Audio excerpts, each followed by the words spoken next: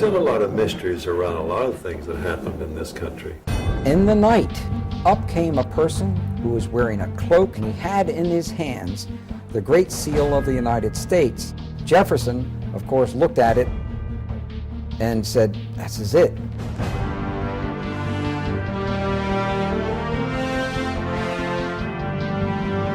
It's a very dangerous thing to reveal the truth, but we have to. Let's go back to really important individuals here. His name is Nicholas Roerich.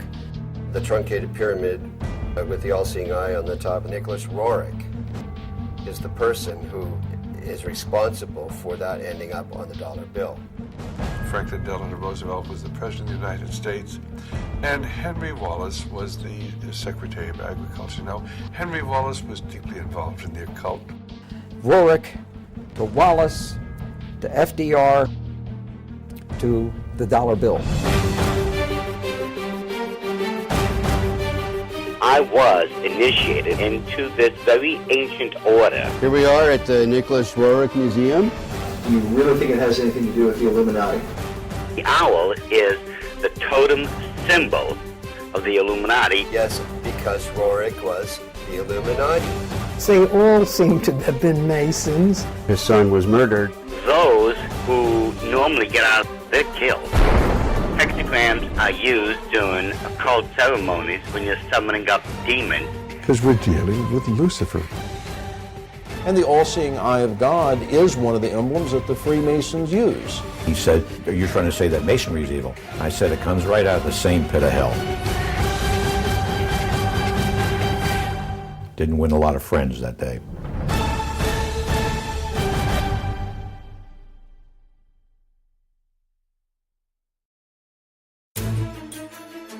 Our history of the dollar bill is a strange telling, one that involves an American president, a former vice president, a mysterious Russian mystic, and a determined Jewish researcher, on the trail of an ancient artifact that is said to have been in the possession of the most powerful rulers in history, and somehow directly influenced the design of the dollar bill.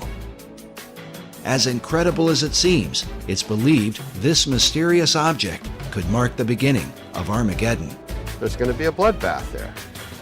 With them is an expert in the signs and symbols of the occult world. This is not the eagle. Who claims that the details of the dollar bill are no accident, but represent the diabolical working of secret societies.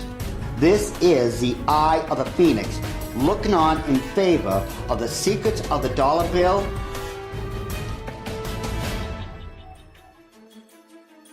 Most debates about the design of the dollar bill usually involve the founding fathers of America, but it's important to remember that they only designed a Great Seal. There are many details to the dollar bill that go far beyond the seal itself. The Great Seal was developed through 3 committees, involving a total of 14 men. But in the end, the work was submitted in June of 1782 by essentially one man, Charles Thomson. What is little known is that while Thomson presented a preliminary sketch, his final design was submitted to Congress only in the form of a written description. Looking at the rough drawings Thomson put together with artist William Barton, it becomes clear that many of the specific details of the seal, as we know it today, were added later on. For example, above the head of the American eagle are 13 stars that form a 6-pointed hexagram. While Thomson's description called for the 13 stars, their hexagram formation was not part of his original description and is not present in the earliest realizations of the design. The hexagram seems to have been added in the 20th century. The nature of the Great Seal is so mysterious that some believe that it came from a supernatural force.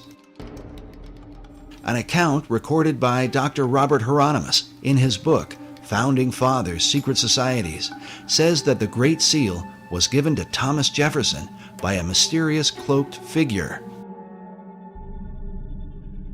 I love that story. The Founding Fathers were trying to get the Great Seal of the United States designed. They needed to have a design for the Great Seal to represent our nation. And Jefferson went outside in the night, and up came a person, an individual who was wearing a cloak whom he couldn't totally see, and he had in his hands the Great Seal of the United States. And he basically said, or this being said, you know, you're struggling over the symbol for our nation? Here it is. The account reads that Jefferson told a strange story. A man approached him wearing a black cloak that practically covered him, face and all, and told him that he, the strange visitor, knew they were trying to devise a seal, and that he had a design which was appropriate and meaningful.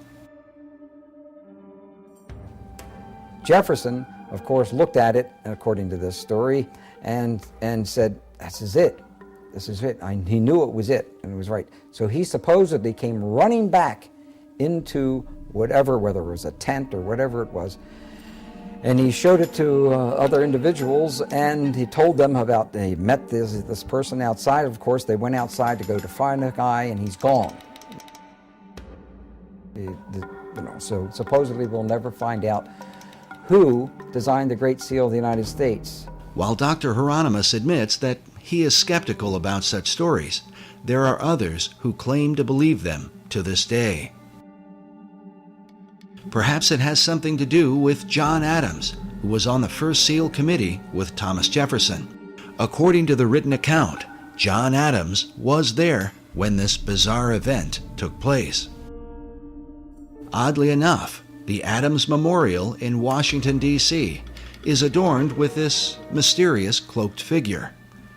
Perhaps it's just a coincidence. The first historical account of the Great Seal's design was written by a 19th century American Army officer named Charles A.L. Totten. In his book on the secret symbols of the dollar bill, Masonic author David Oveson writes that Totten equated the birth of the United States with the beginnings of what he called the New Atlantis, a title given to a work by Sir Francis Bacon, one of the mysterious financial backers of the Virginia colony. Oveson goes on to write that the Great Seal and the dollar bill represent the most extraordinary example in history of the public evolution of a magical design. Even as Sir Francis Bacon and his contemporary, Dr. John Dee, were said to be in contact with the spirit realm, there are those who believe that it is this dimension that has been guiding the course of America and the so-called evolution of the dollar bill.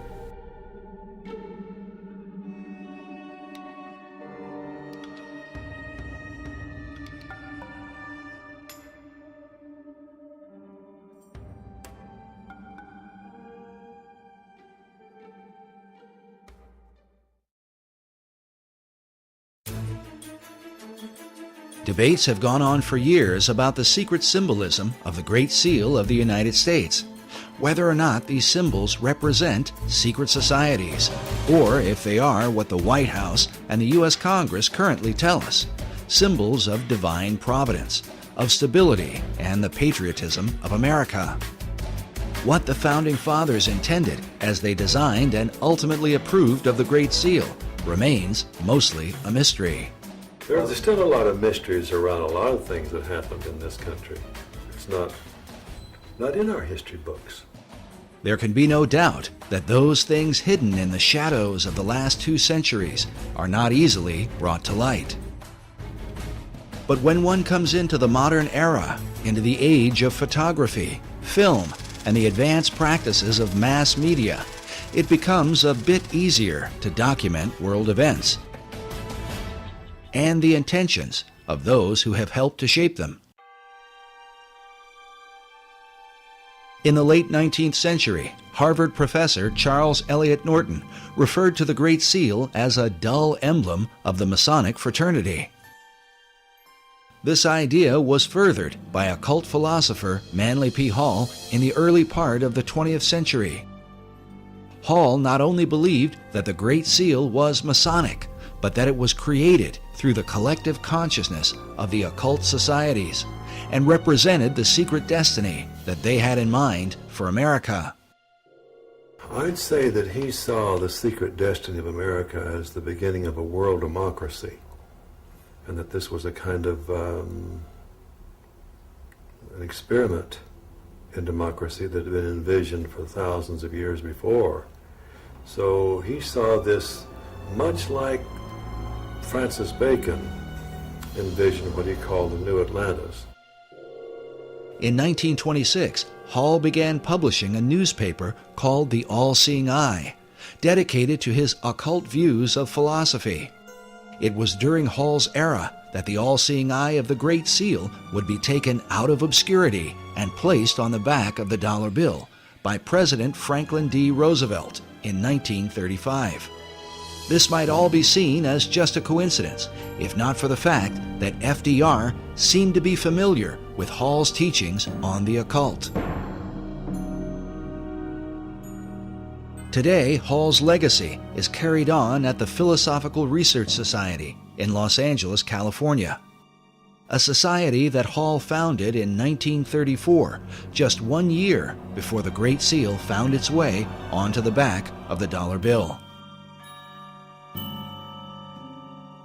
The current president of Hall's Society is Dr. Obadiah Harris, shown here in what is called the Wisdom Library at PRS. According to their website, the library is made up of writings that deal with divination, tarot cards, Kabbalah, alchemy, astrology, metaphysics, Buddhism, theosophy, and secret societies. And wisdom literature is about relationships not only to each other, but to nature, to the universe. That's what this library is. This library is a library about the wisdom that is in nature and in relationships, and how it is that you can tap into that wisdom in any culture. It all overlaps.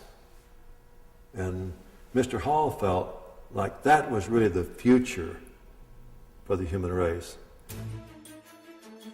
Like Hall, Dr. Harris believes in the destiny of America. Even more interesting is that Dr. Harris's own writing on the subject was unofficially acknowledged by an important figure in FDR's White House. I wrote a little book one time. One of my first books I wrote was The Reawakening of the Americas. So we usually lose sight of the fact that the whole continent. And I got a little 1-cent postcard from Eleanor Roosevelt thanking me for that. I carried that around for years because I thought that was a great compliment. But even more important was the familiarity that President Franklin Roosevelt had with the arcane literature in Manly Hall's so-called Wisdom Library, a collection of occult books that Hall had gathered from all over the world. And Mr. Roosevelt himself, you know, back in 1942, after the Pearl Harbor invasion, sent some of his people here to microfiche the works in this library because he looked upon it as a national treasure. He wanted to preserve it. And I was surprised that when I first heard that, just how much he seemed to know about such a treasure of wisdom that is contained here. FDR's interest in the arcane and mystical was further reflected in the relationship he had with his Secretary of Agriculture, Henry Asgard Wallace. And so it was then in 1935 when Franklin Delano Roosevelt was the President of the United States, and Henry Wallace was the Secretary of Agriculture. Now, Henry Wallace was deeply involved in the occult. Wallace's interest in mysticism was well known in circles around Washington, D.C., but it was something that would eventually damage his career in American politics. H.L. Mencken dubbed Wallace the Swami, while it was also said of him that he was the only cabinet member who dabbled in the occult and who could cast a horoscope. In spite of all this, FDR ardently defended him. According to one account, when one of FDR's close advisors worried that many people considered Wallace a mystic, Roosevelt snapped, "He's not a mystic, he's a philosopher. He's got ideas, he thinks right, he'll help people think." But the question was, who was helping Wallace think? This question has been deemed critical because it was Henry Wallace who suggested to FDR that the Great Seal be placed on the back of the dollar bill. But why? Well, it has a lot to do. Let's go back to really important individuals here. His name is Nicholas Roerich.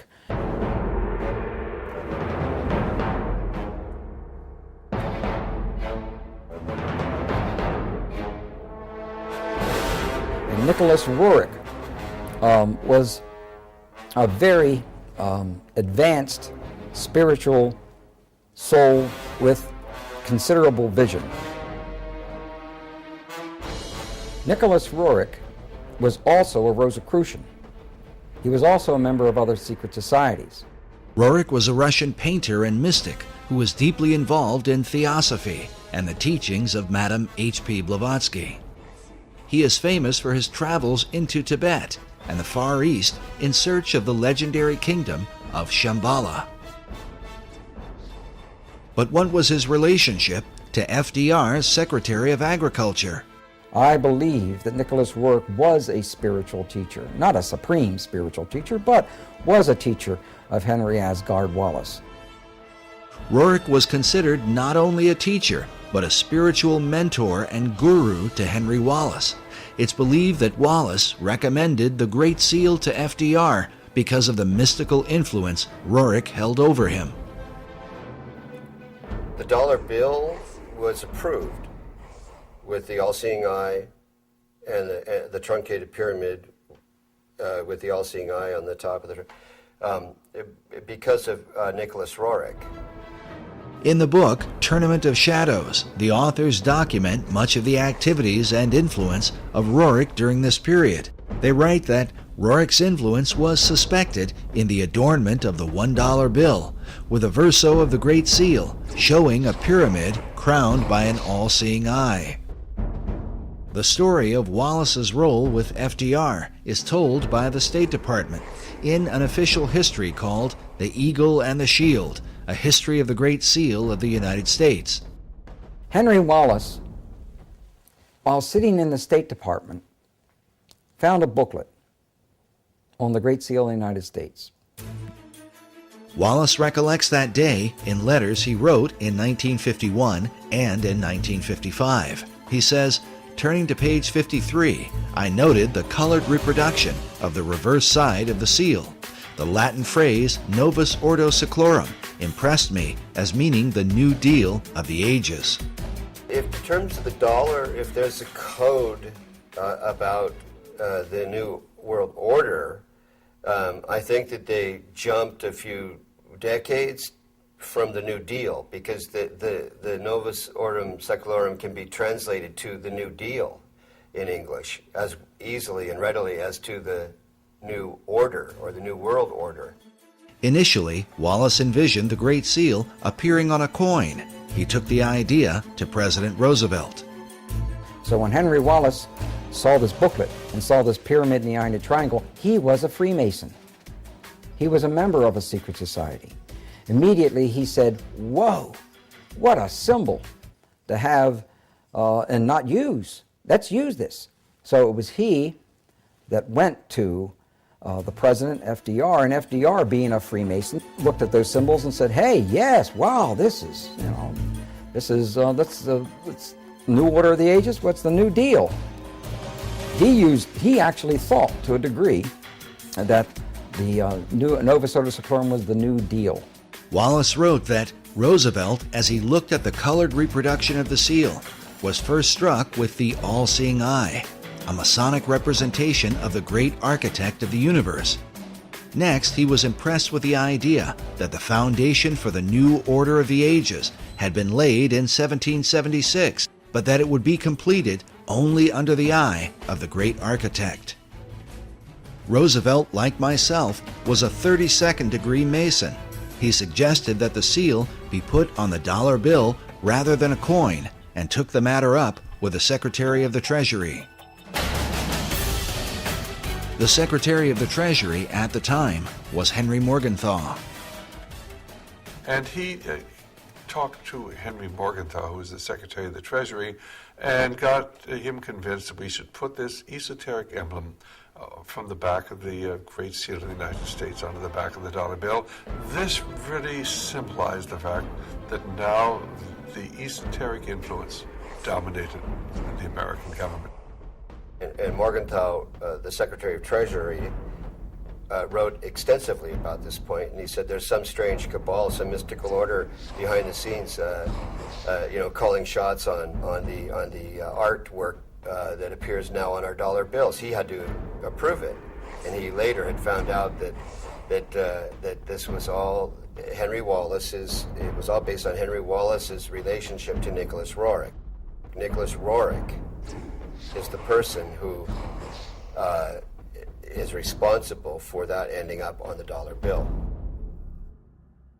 Today, the story of Roerich's mystical influence is told by a variety of occult researchers. You know, the dollar bill thing was about the New World Order. Actually, that came from Franklin D. Roosevelt and others around him, even Nicholas Roerich. It's almost like baseball. Roerich to Wallace to FDR to the dollar bill. While many people have never heard of Roerich, he was a well-known figure during the FDR era, in the years preceding World War II. His works of art were internationally recognized, so much so that an entire building in New York was erected to house his many paintings. Roerich was nominated 3 times for the Nobel Peace Prize and was the inspiration for the Roerich Peace Pact, which was signed by Henry Wallace in the presence of President Roosevelt at the White House. In 1986, Mikhail Gorbachev called Roerich one of the cultural pillars of Russia. The Russian cosmonaut Yuri Gagarin, the first man in outer space, when asked what the Earth looked like from orbit, answered, very much like the paintings of Nicholas Roerich. He was a great oil painter, bar none. He's one of the greatest in terms of the Himalayan Altai scenes that he depicted. He did some wonderful work. He was a gifted artist. But Roerich's story is one of success and disgrace, as he eventually fell out of favor with his greatest supporters, and at one point was suspected by the Soviets, the Japanese, and the United States of being a spy. Information was coming out that Roerich may have been used as a spy when he went into these other nations in the Far East. And with that, that's what broke the link between Henry Wallace and Nicholas Roerich. To learn more about this mysterious figure and his influence on the dollar bill, we traveled to the Roerich Museum in New York, along with cipher expert and international codebreaker Buff Perry, who has long been associated with the museum and its curators. Here we are at the Nicholas Roerich Museum at 319 West 107th Street, almost at the corner of Riverside Drive. His paintings hang on the walls of 3 floors of this building, and also many of the treasured archives, letters, and other writings and memorabilia of the Roerich family are housed here. I have a deep interest in the history of Nicholas Roerich and his family and their association with a long-lost artifact that I have had a lot to do with over the years. We'll learn more about this artifact later on, as it ties together Nicholas Roerich with Henry Wallace, Manly P. Hall, and what some believe will be the future destiny of America. Like many who are involved in New Age and occult ideas, Nicholas Roerich dreamed of a united one world order. Nicholas Roerich is seen as one of the key individuals, historical individuals, that had a lot to do with the development of the League of Nations and subsequently the United Nations, and is recognized as such in the United Nations building. I'm told, I haven't seen such commemoration, but I'm told it's there. And the history of the United Nations is often characterized in association with Nicholas Roerich's global peace efforts. Roerich's dream was shared by his disciple, Henry Wallace, as demonstrated by the book Henry A. Wallace, His Search for a New World Order. This concept is visualized by the cracked bronze globe that sits outside the United Nations building, where a new world is literally breaking forth from the old. But somehow, Roerich's ideas on the subject would get him into trouble with Wallace when he traveled abroad on behalf of the United States government. In the book, Tournament of Shadows, we read that Roerich had been chosen by Henry Wallace to scour Central Asia for drought-resistant grasses to combat the Dust Bowl. This was the genesis of the Roerich expedition, financed and staffed by the Department of Agriculture. But during his 2-year expedition, Roerich seemed to be on a mystical journey, one that involved his quest for the legendary city of Shambhala, and literally searching for signs of the second coming of Christ. Nicholas Roerich's idea was that the second coming of Christ may happen within years, and that's why he visited India, China, etc., and Russia, and digging up and trying to locate spiritual centers and spiritual information along those lines. Authors Meyer and Bryzak write that the search for Shambhala, which he identified with the second coming of Christ, and the Maitreya, or Buddha to come, obsessed Roerich. His paintings and writings thereafter conjured up his vision of a new age of peace, brotherhood, and enlightenment. But Roerich's concept of Christ, shown here in one of his paintings, was dramatically different from that of traditional Christianity. Both Roerich and Wallace were members of the Theosophical Society that was founded by Madame H.P. Blavatsky in the late 19th century. Blavatsky's view of religion can be summed up in her book, The Secret Doctrine. She makes use of the phrase, demon est deus inversus, which means the devil is God inverted. Her view was based on the ancient Gnostic belief that in the Garden of Eden, the serpent who tempted the woman was really an angel of light,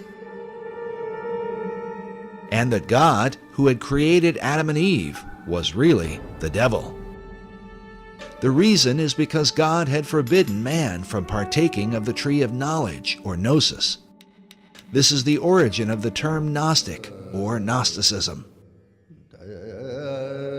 Blavatsky further argued that Jesus was only one Messiah among many, like Buddha, Krishna, and Muhammad, and that the fifth Buddha, also called the Maitreya, is the last Messiah who will come. She says he will appear as Maitreya Buddha, the last of the avatars, or way-showers.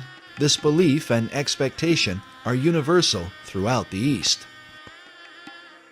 This is the event that is said to have consumed Nicholas Roerich, and that he would have taught to his devoted disciple, Henry Wallace. The proof of their bizarre relationship was more fully revealed in a series of letters penned by Wallace to Nicholas Roerich. Newsweek with Westbrook Pegler and others made a very big story out of what they called the Guru letters, the letters that Henry Wallace would send to Nicholas Roerich, which obviously he considered him a spiritual teacher from that standpoint. Wallace had gone from being Secretary of Agriculture to FDR's Vice President. Though his falling out with Roerich had happened some years earlier, the Guru letters would surface once he decided to run for president. They had been obtained by cantankerous news columnist Westbrook Pegler through an unidentified source. Pegler, along with H.L. Mencken, questioned Wallace in a news conference about the letters, but he was, at best, evasive and refused to answer their questions in a direct manner. The letters were signed H.A.W., assumed to be Henry Asgard Wallace. In one of the letters, Wallace allegedly wrote of curing his headaches at formal dinners by rubbing his forehead with a Tibetan amulet. In another letter, he said to Roerich, "I have been thinking of you holding the casket, the sacred, most precious casket, and I have thought of the new country going forth, and I have thought of the admonition, await the stone, the sign of Shambhala." There's these letters, and they indicate very strongly, no matter how you want to interpret them, that he was his teacher.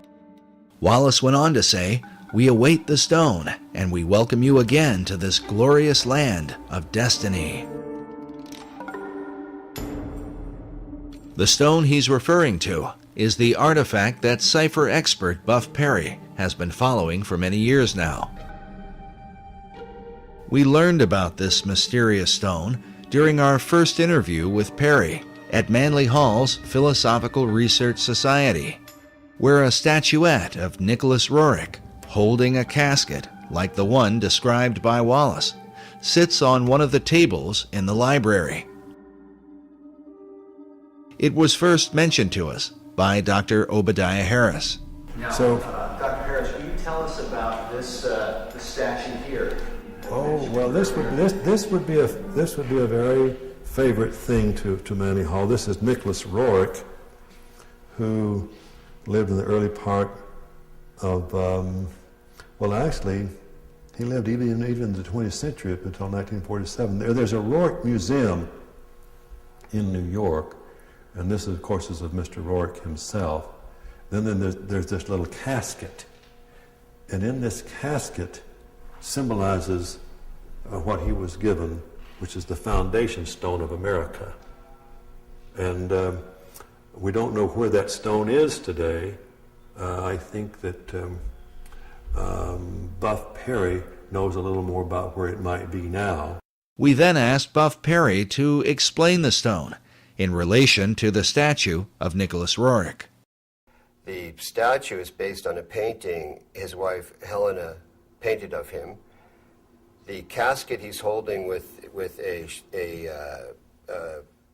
cloth fabric, a kind of sacred, appearing to be Tibetan cloth fabric over it, is a casket that contains a stone that variously has been called the Chintamani in Sanskrit, meaning the stone of wisdom, the Bethel or Bethel stone, which was Jacob's pillow stone, that you read about in Torah in the Old Testament, which became known as a Bethel stone, because it was used at the location of what became the town of Bethel, so Bethel.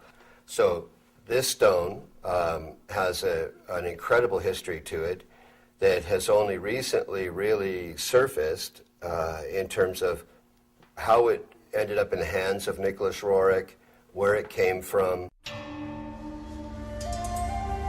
There can be no question that this stone in the casket consumed Roerich through the latter part of his life. His paintings are filled with the repeated imagery of it.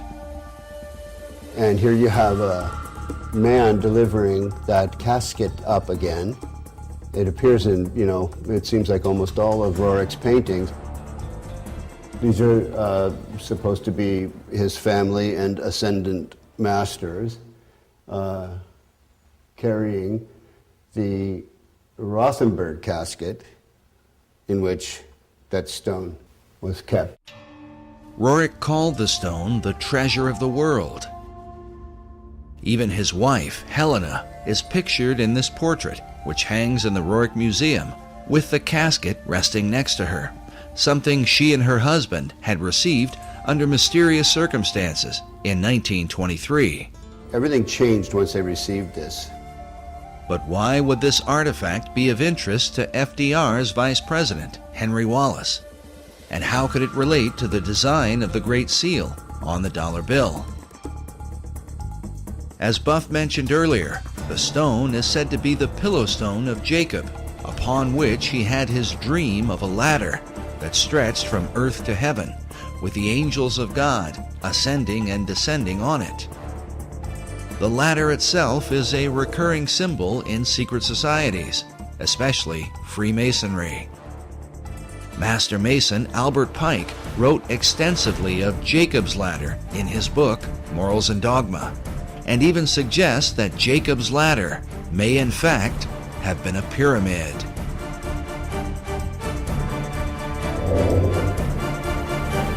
The book of Genesis tells us that when Jacob awoke from his dream, he took the stone and set it up for a pillar, and he said, "This stone, which I have set for a pillar, shall be God's house." As a result, some have come to believe that God, or the power of God, resides in the stone itself. From there, the legends vary, but one account says that the prophet Jeremiah took the stone and carried it into Scotland, where eventually the Scottish kings were crowned upon it. In late March 1306, Robert the Bruce was enthroned as King of Scots at Scone in Perthshire.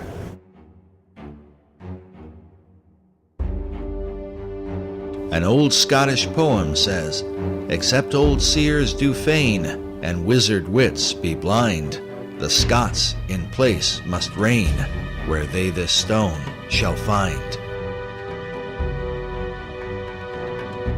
Eventually, the stone was kept at Scone Palace and was hence called the Stone of Scone. To this day, the Scots also call it the Stone of Destiny. In the year 1296, King Edward I of England captured the stone, and it was taken to Westminster Abbey for the crowning of English monarchs. In this picture, you can see the stone itself in the compartment beneath the coronation chair, a chair that was specifically built to house the Stone of Destiny. The last monarch to be crowned upon it was Queen Elizabeth II in 1953.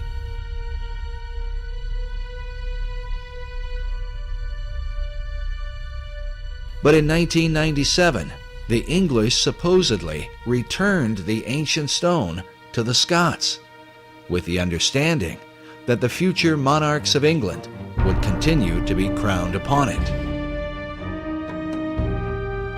Today, the stone is said to be housed inside Edinburgh Castle in Scotland.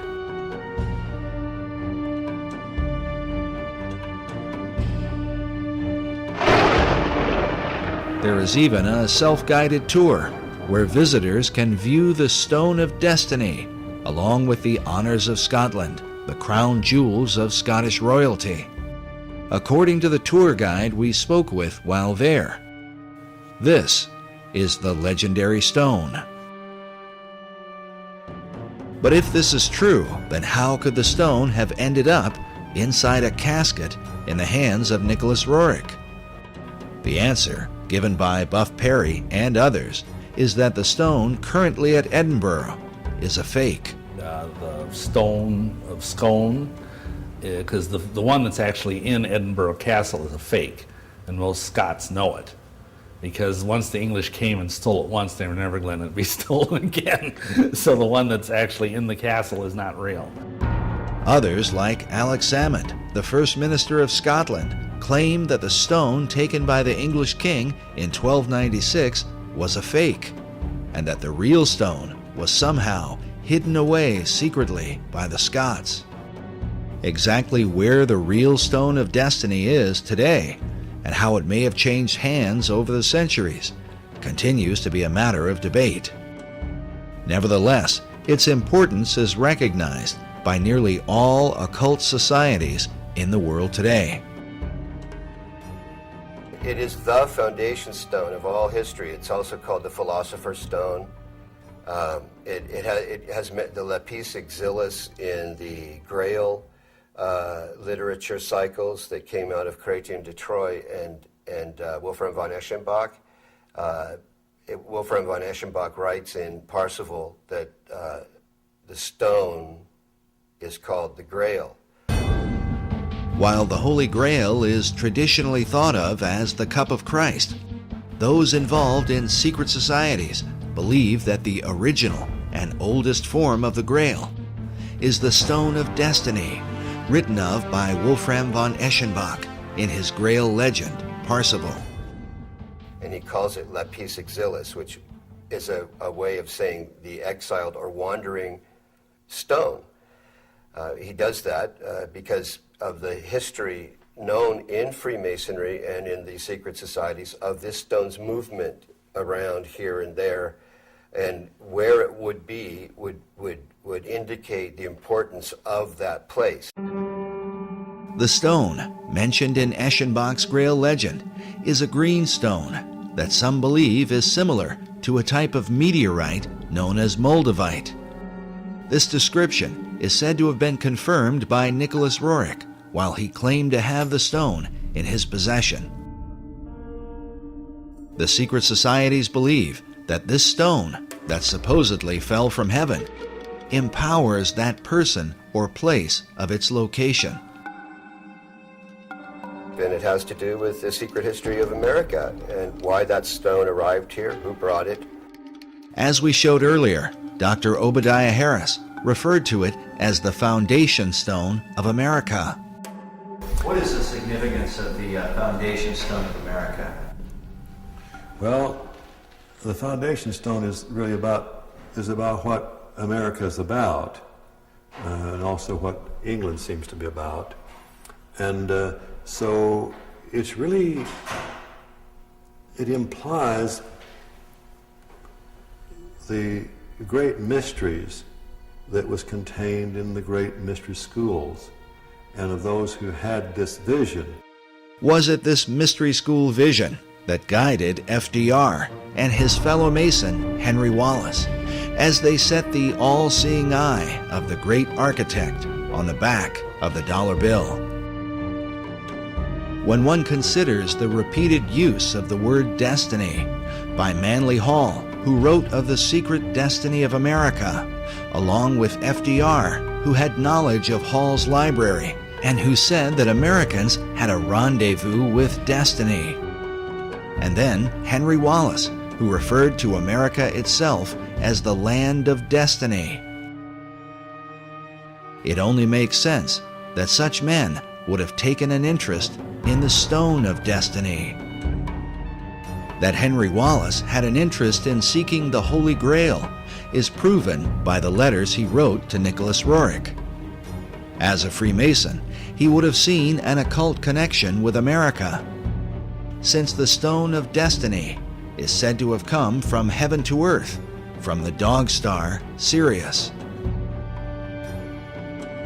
Known as the brightest star in the heavens, Sirius is an important key to understanding the stone and what the secret societies intend for the destiny of America.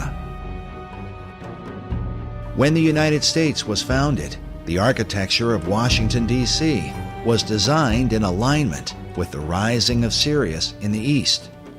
July 4th, Independence Day, is the day when the sun is in conjunction with this star, said to be 23 times more powerful than the sun itself. Also consider that Sirius is the blazing star or pentagram used in Masonic lodges. But as this mystical symbol relates to the dollar bill, we read that the famous emblem of the all-seeing eye, seen hovering above the unfinished pyramid, is a depiction of the Eye of Sirius and is a common motif found throughout Masonic lore. The importance of Sirius to the secret societies cannot be overstated.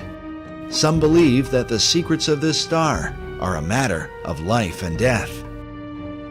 In our last documentary, Riddles in Stone, Dr. Robert Hieronymus explained the importance of the dog star Sirius. This happened during a casual discussion, and some of what he said took us by surprise.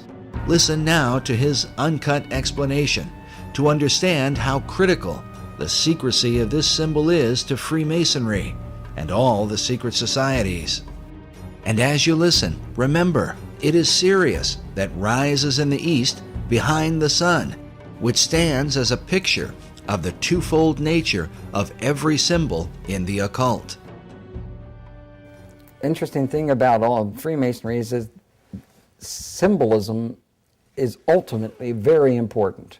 They don't put a lodge in the east because it's a nice place and it looks good. They put it in the east. The masters have put it in the east, so because it's the rising sun. It's the rising sun. You're catching the energies of the light, right. and to them, they didn't believe that the sun was God.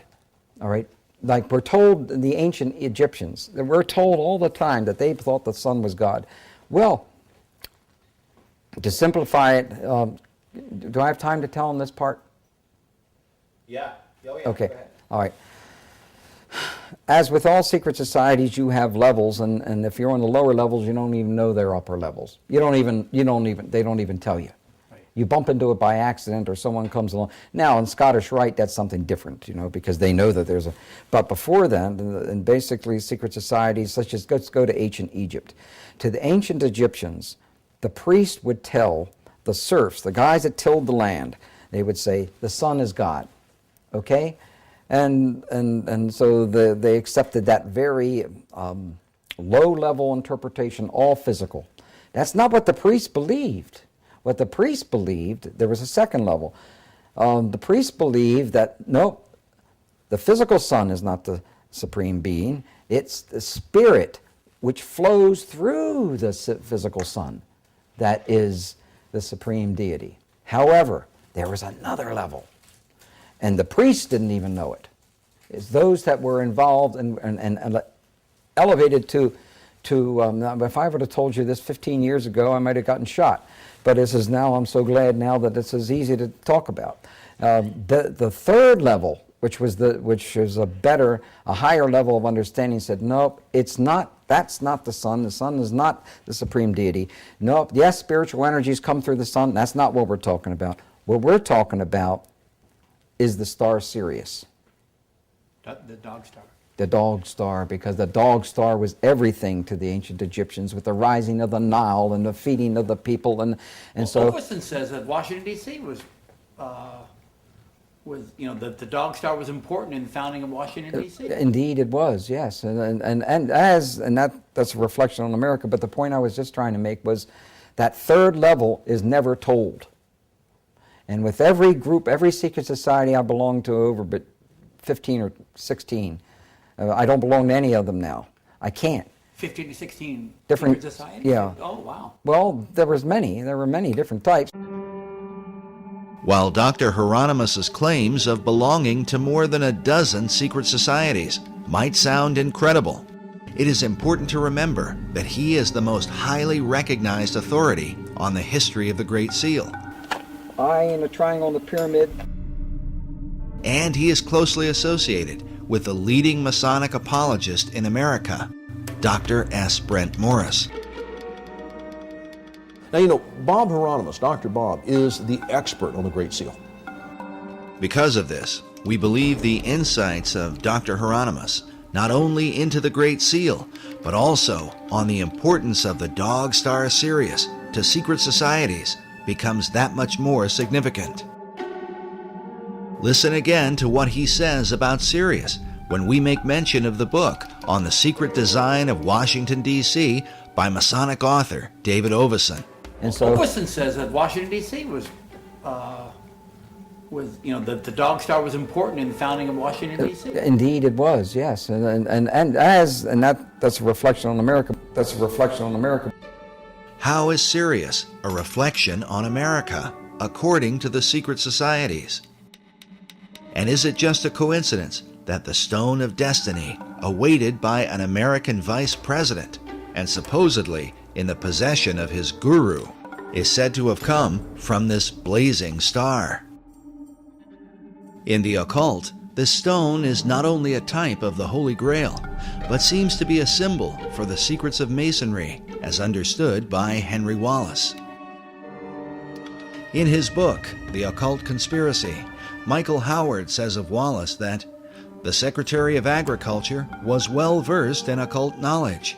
In a letter to his Russian guru, he stated, "The search, whether it be for the lost word of Masonry, or the Holy Chalice, or the potentialities of the age to come, is the one supremely worthwhile objective. So may we strive for the chalice and the flame above it." Howard says the chalice he refers to is the Holy Grail, regarded by the Rosicrucians as a feminine symbol for perfection, and the age to come is the dawning of the Aquarian Age. The concept of the flaming chalice is another repeated theme in the paintings of Nicholas Roerich. And you can see this entity holding the chalice, and there's a flame coming up from the middle of the cup part of the chalice. This is a painting of Prophet Muhammad, and interestingly, he's viewing a specter of a person of some sort or other who's bearing in the heart area the chalice that's burning the flame. That's consistent with Zoroastrian motifs as well as Agni Yoga. But when I was in Isfahan, for example, and in Tehran, I visited the Zoroastrian temples, and those chalices that bear the flames are as big as I am.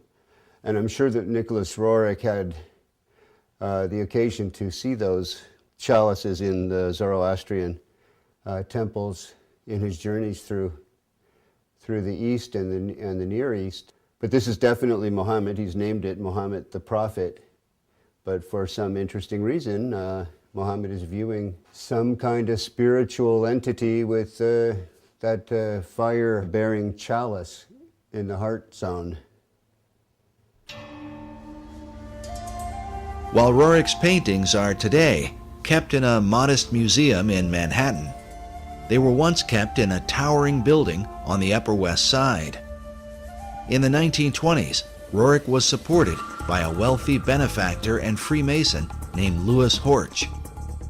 Like Wallace, Horch considered Roerich to be his guru and financed the construction of a massive building to honor him.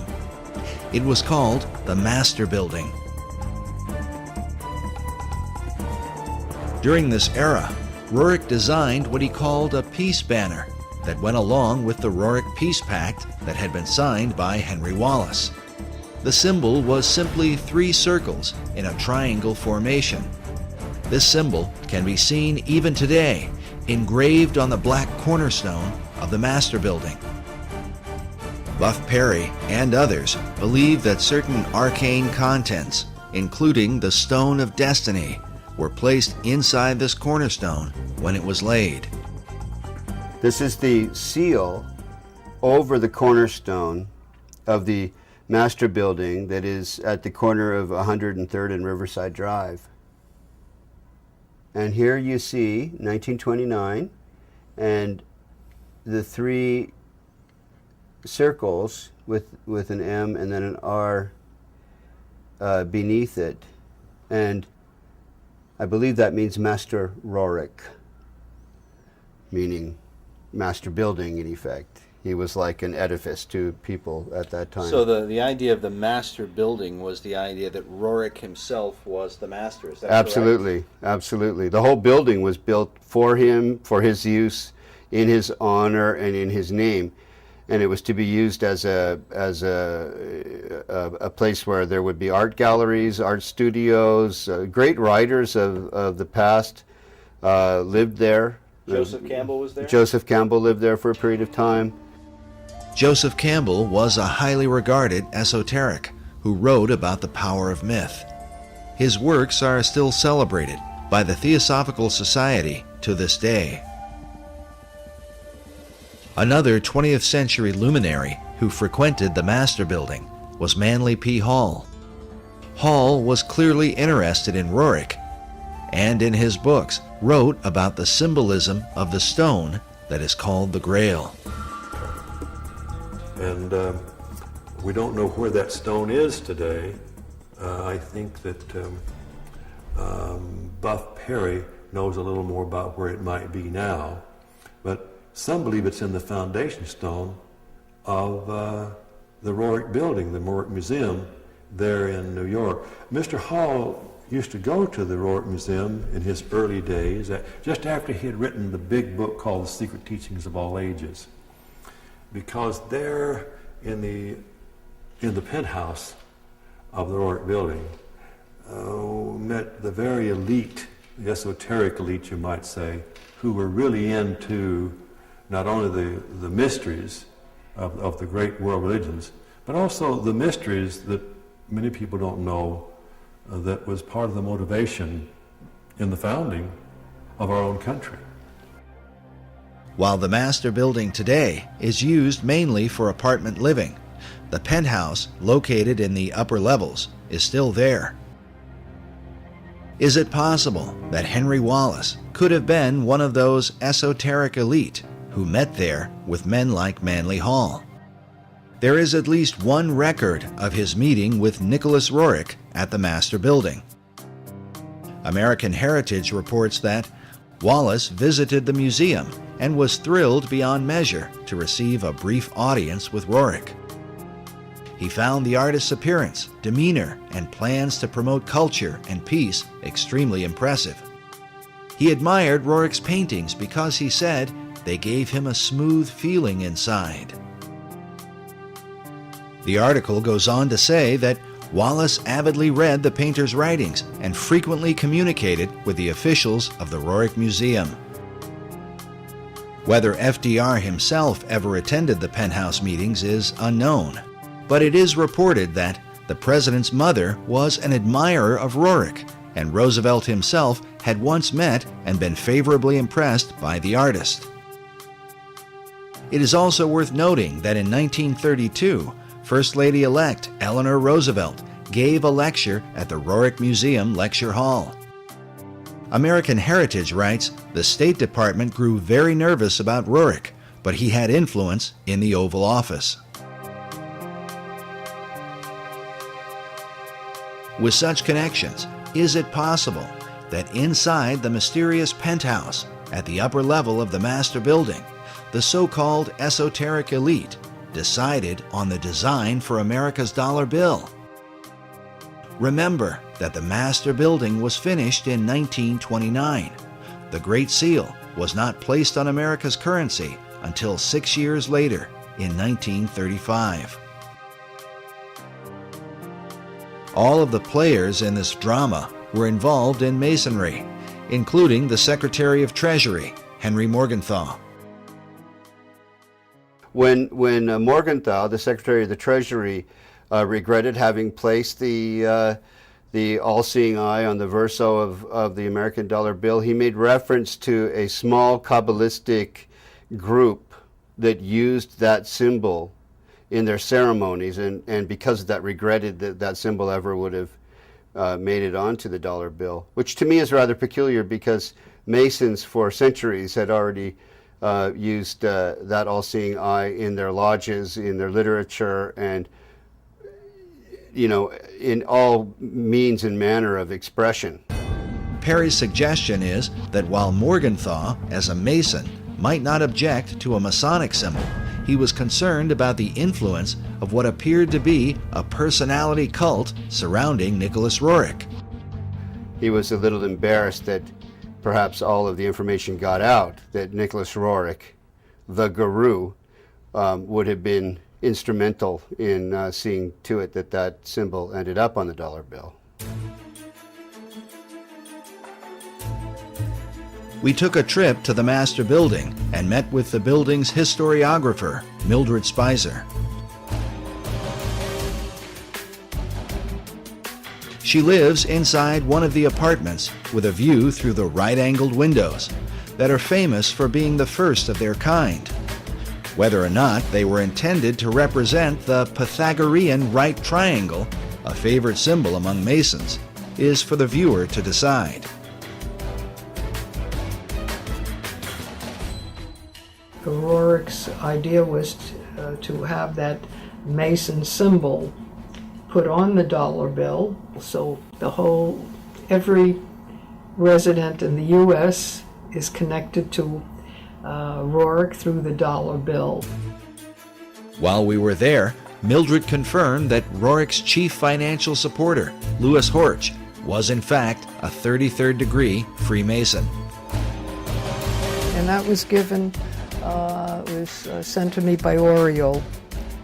Her father was Louis Horch, and she and her mother, Nettie Horch, were very involved with the museum.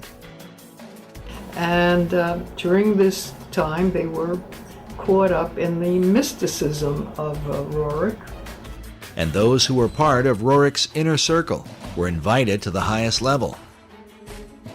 With Mildred's help, we were able to make our way up the elevators and then the many stairs to the much talked about penthouse, which some have called a kind of temple or meditation room.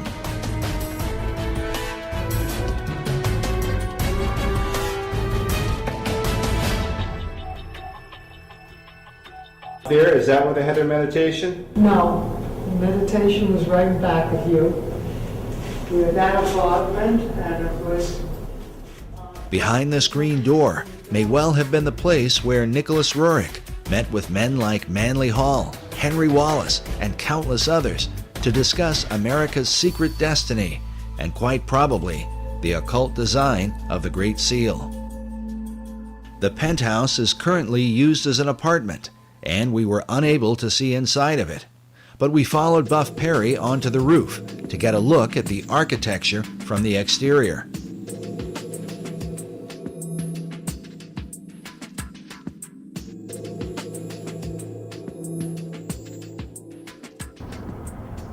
We're at the very top of the master building, and behind you is the river, and in front of you is the outside walling of the meditation room or temple or whatever one wants to call it, the chapel that Roerich had constructed for his private spiritual purposes.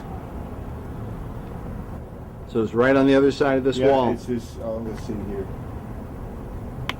And that's the very top.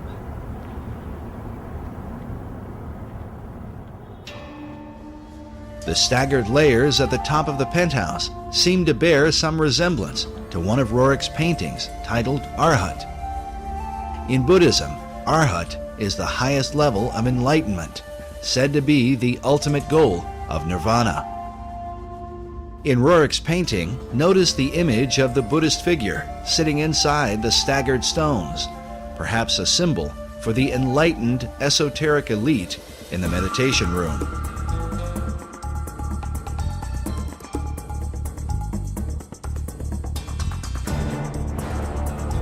The master building rooftop is undoubtedly interesting, especially since it overlooks the Cathedral Church of St. John the Divine, the largest cathedral in the world, where many of the occult concepts of America all seem to come together. What's interesting is that much of the cathedral was being built during FDR's administration. On the outside, there is a cross before what is called the Rose Window, an obvious symbol of Rosicrucianism. Inside the cathedral, we find praying saints alongside lurking demons. An image of what looks like a Zoroastrian Maitreya hangs upon a cross at the altar. Meanwhile, an upside-down cross is seen in one of the alcoves, serving as a monument to September 11th. Elsewhere, a phoenix bird is carved beneath the pulpit. A carving of George Washington is found next to that of William Shakespeare. And on the floor is the seal of St. Albans. St. Albans was one of the names given to Sir Francis Bacon. And in the midst of it, we find obvious imagery pertaining to the Holy Grail. Some more obvious than others, like this seal on the floor of the cathedral. But notice that there are two cups beneath the cross. Could this be suggestive of the two grail concept put forth by Wolfram von Eschenbach and others, who believe that the grail is both the cup of Christ and the stone of destiny? It is worth noting that Grail legends were of great importance during the time of FDR and the whole World War II generation. Not only in America, but in Europe, Richard Wagner based his famous opera, Parsifal, on the writings of Wolfram von Eschenbach. This opera would become a central focus for Adolf Hitler, and as a result, there are some who have argued that Hitler's whole life was dedicated to the Holy Grail. Occult historian Tracy Twyman writes of what Hitler and other occultists believed about the Grail, that it dates long before the time of Christ, all the way back to ancient Atlantis. She writes that just as Hermes possessed a magic stone, which has been associated with the Holy Grail, Hercules also possessed a heavenly stone and a special cup that he carried it in. According to Plato's dialogue, the Pillars of Hercules were the gateway to Atlantis. This may be why Sir Francis Bacon used these same pillars as a symbol for achieving greater knowledge. Oddly enough, about the same time the Masons were finishing the work on the master building, Nicholas Roerich finished this painting titled The Last of Atlantis. Which brings us back to the greater mystery of the Roerich building and what may be the secret key to understanding the dollar bill. But first, how did the Stone of Destiny come into the possession of Nicholas Roerich? The receiving of this stone in the Rothenburg casket was very mysterious. Nobody's completely certain who sent it to him, but he and his wife Helena were in Paris in 1923 in an exquisite suite when all of a sudden this was delivered. And it was delivered in this box, and the box says 5 Place Vendôme, and that's 5 Vendôme Place, which was where they were staying, and it was sent from Bankers Trust, from MM, and it's addressed to Madame and Monsieur N. Roerich. And after many years, this is what has come of the Rothenburg casket that was in this pine wood box.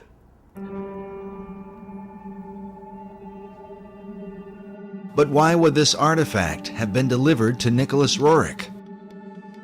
And could it have really ended up inside the cornerstone of the master building, as Buff Perry and others believe?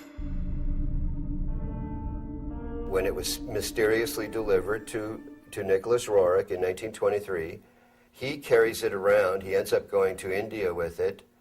By 1929, he's had this huge building, a 29-story Art Deco building built for him in New York City by Louis Horch, an investment banker, with a cornerstone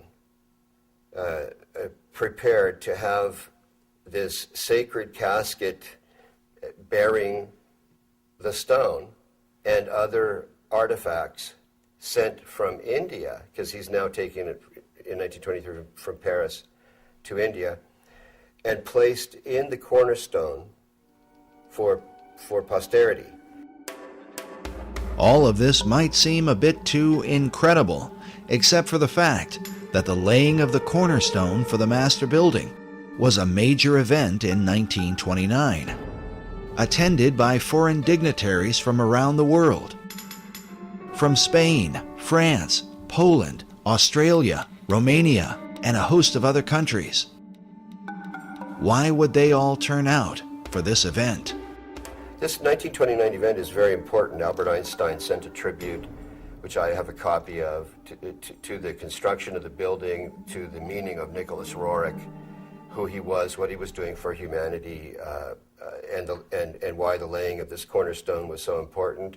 Rabindranath Tagore, many luminaries and notables, government officials and the like, including Henry Wallace, who became FDR's vice president, first Secretary of Agriculture and then vice president in the next decade.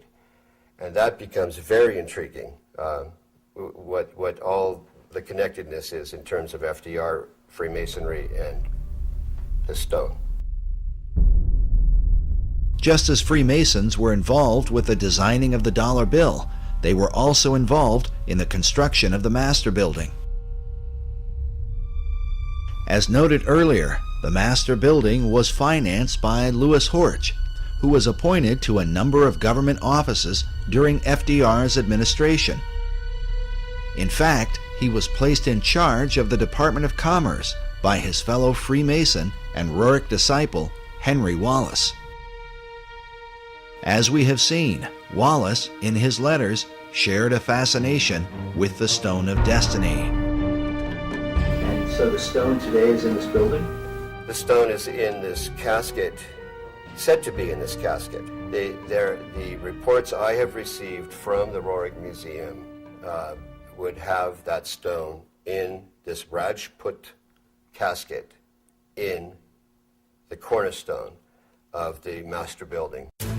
The interest of men like Albert Einstein, Henry Wallace, and not to mention all the foreign dignitaries, becomes quite intriguing when one considers the full contents of the casket that was said to be placed inside the cornerstone.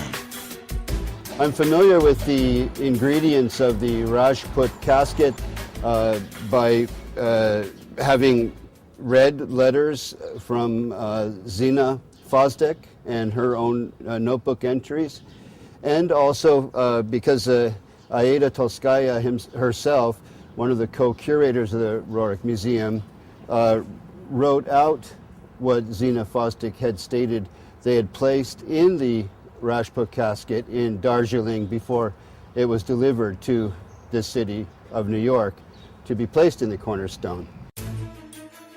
As Buff Perry explained, the letter that describes the contents of the casket comes from Zina Fosdick, a longtime devoted disciple of Nicholas Roerich, who would later become the director of the Roerich Museum.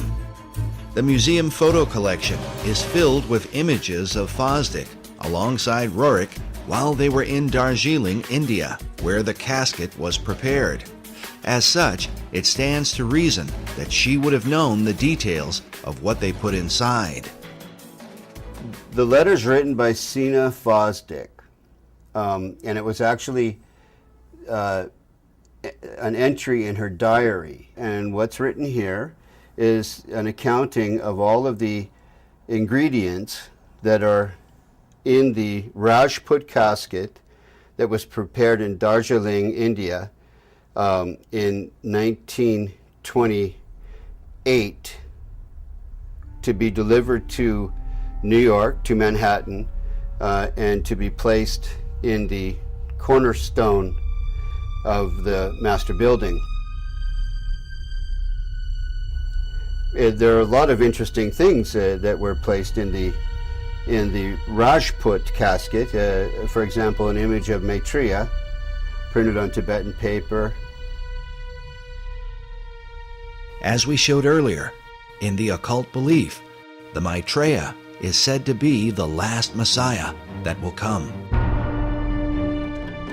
The Maitreya is seen as the final deliverer and incarnation in the Buddhist tradition. Again, he's also Kalki in the Hindu tradition, the 10th incarnation of Vishnu. Vishnu is the great god of Hinduism. So they're not mixing up Jesus with Maitreya, but they are seeing Maitreya as a messianic figure, a world Messiah who would answer all of the expectations of all the world religions at one time.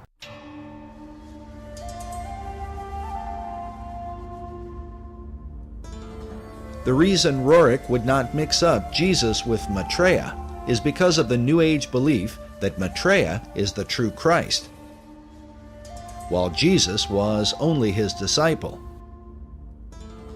This is also the teaching of Scottish mystic Benjamin Creme.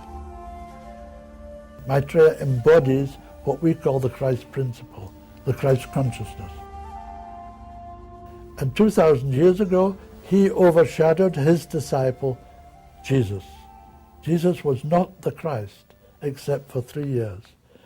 Over these 3 years, from the baptism to the crucifixion, Jesus was overshadowed by Maitreya. And when he spoke, sometimes it was Maitreya speaking, sometimes it was Jesus.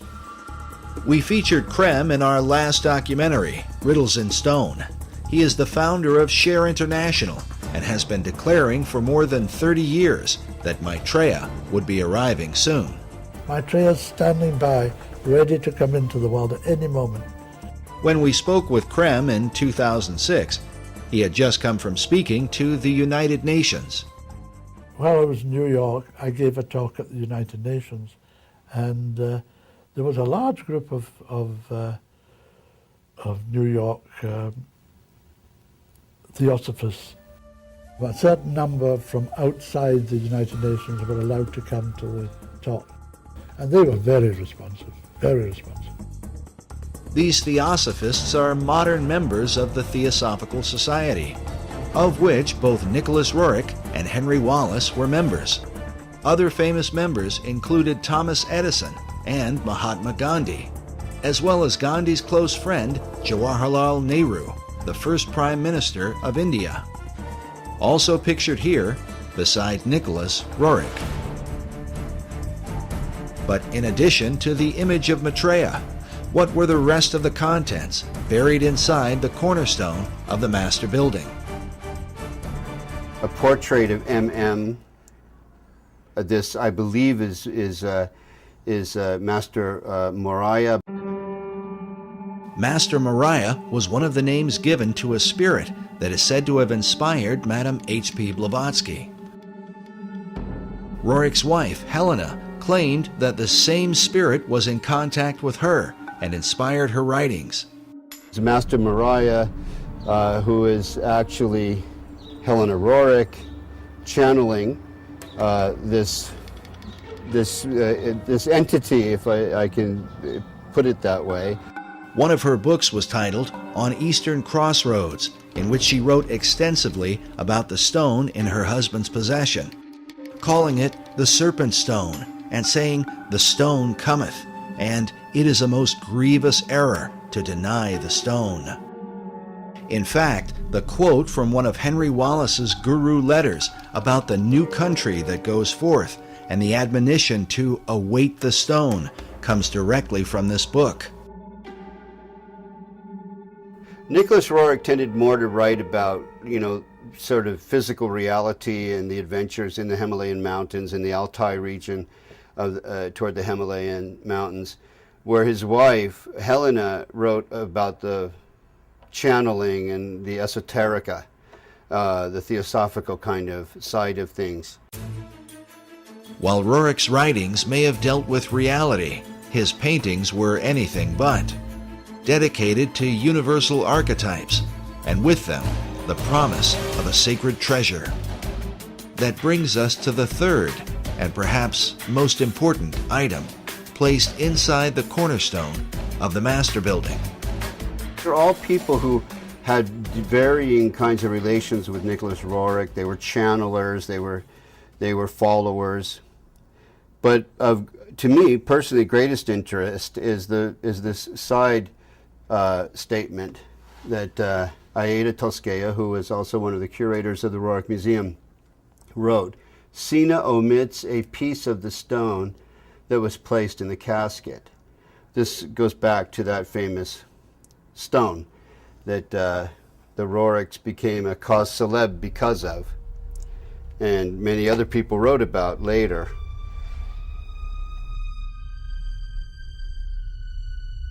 Everything changed once they received this. 1924 marked a whole new direction for them all, and this came about, I think, this is 1924. You'll see the casket here is the same casket there.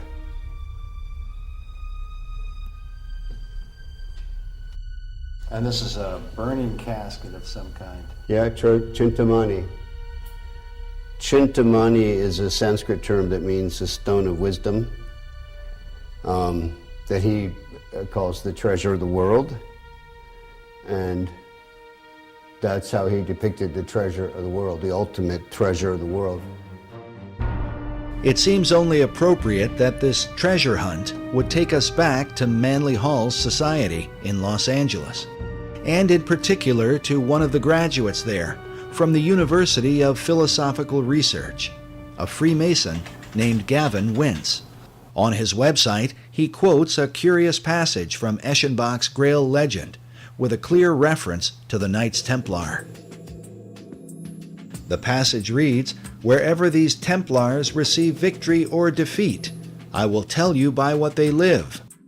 They live with a stone. If you do not know it by name, I will name it for you. It is called Lapsit Exilis.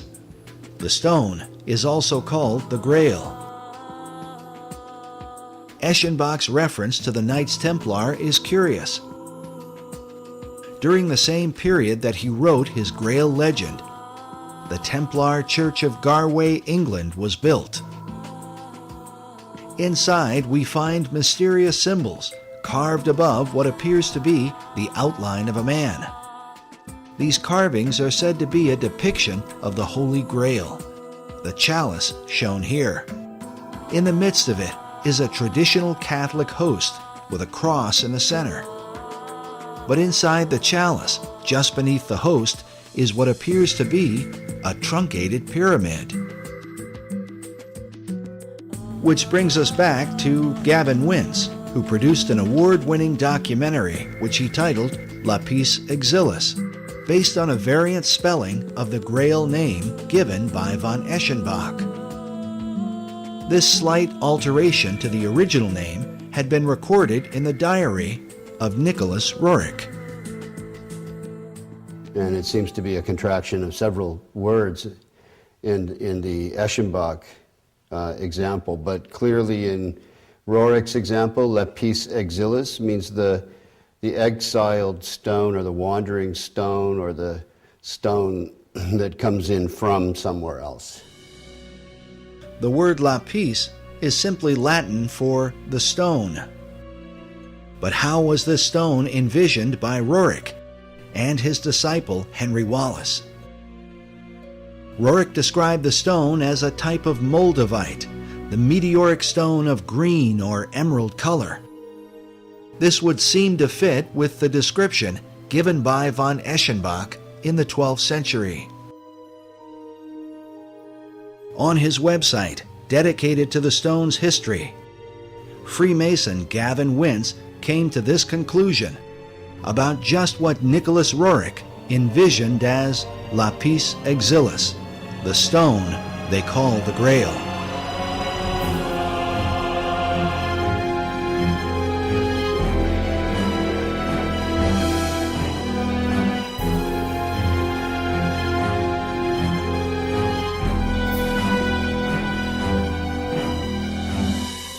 Is it really possible that Roerich, Wallace, and even FDR believed the Great Seal was a representation of the Holy Grail?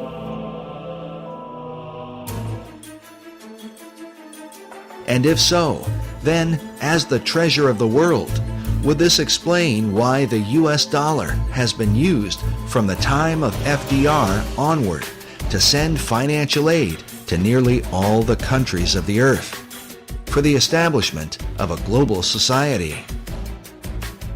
During his 2008 presidential campaign, Barack Obama was criticized for wanting to spread the wealth.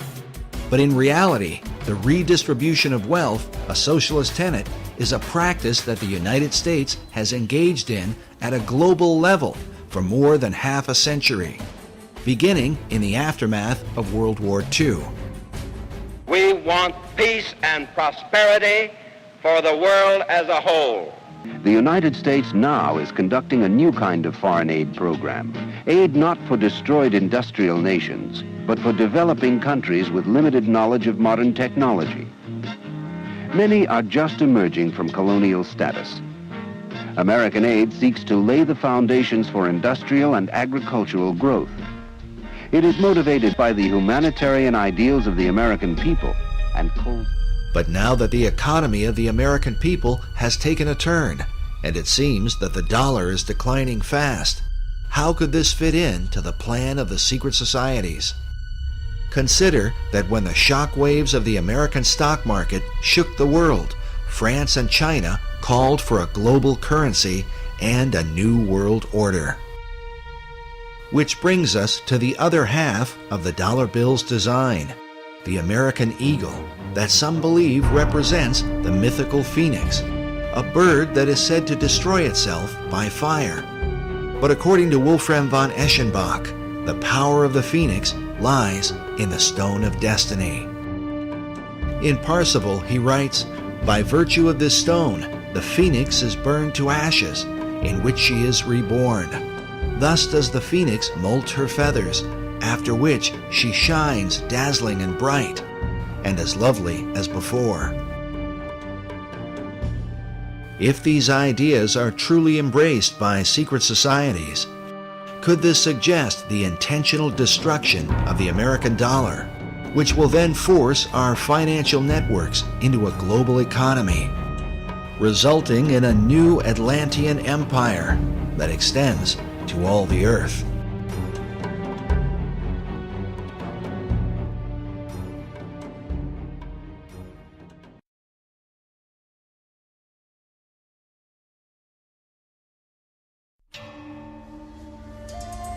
As Buff Perry mentioned earlier, the stone is also called the Chintamani stone. As a symbol, the stone unites the occult traditions of both Eastern and Western mysticism. One thing is certain, those who practice the occult believe this artifact is the key to achieving the great work of all secret societies. Mark Amaru Pinkham is the co-director of a group called the International Order of Gnostic Templars. In his article titled Nicholas Roerich and the Chintamani Stone, a Holy Grail from Sirius, he writes that data regarding the Chintamani Stone maintains that it was brought to Earth by Syrian missionaries to eventually help precipitate a one-world civilization. He says there is some indication that one part of the stone has been the sacred stone of the Kaaba, which has united millions of Muslims around the globe. Pinkham goes on to write that it is known that a portion of the Chintamani stone was given to the League of Nations, whose stated goals were the creation of a one-world civilization. The association of the stone as a symbol of unity is an important part of how it is said to have come to America. It has to do with the secret history of America and why that stone arrived here, who brought it. Oddly enough, this mysterious artifact may provide the missing link to understanding how America has gone from being a Christian nation to a country beset with pagan statues, pagan monuments, and occult icons. For years, Buff Perry was financed by a leading member of the Philosophical Research Society to hunt down this stone of destiny. I learned about this stone going into Roerich's hands through the director of the Rosicrucian Order, the curator of the Rosicrucian Museum in San Jose, California. The whole concept of the stone as the Holy Grail represents the so-called perfecting of mankind. This is the theme of Rosicrucianism and Freemasonry. As Manly Hall writes, to the mystic, the stone is divine power, an ancient symbol of the perfected and regenerated man, whose divine nature shines forth. After years of research, Buff Perry now believes the stone was brought to America by secret societies from Scotland in the years preceding the American Revolution.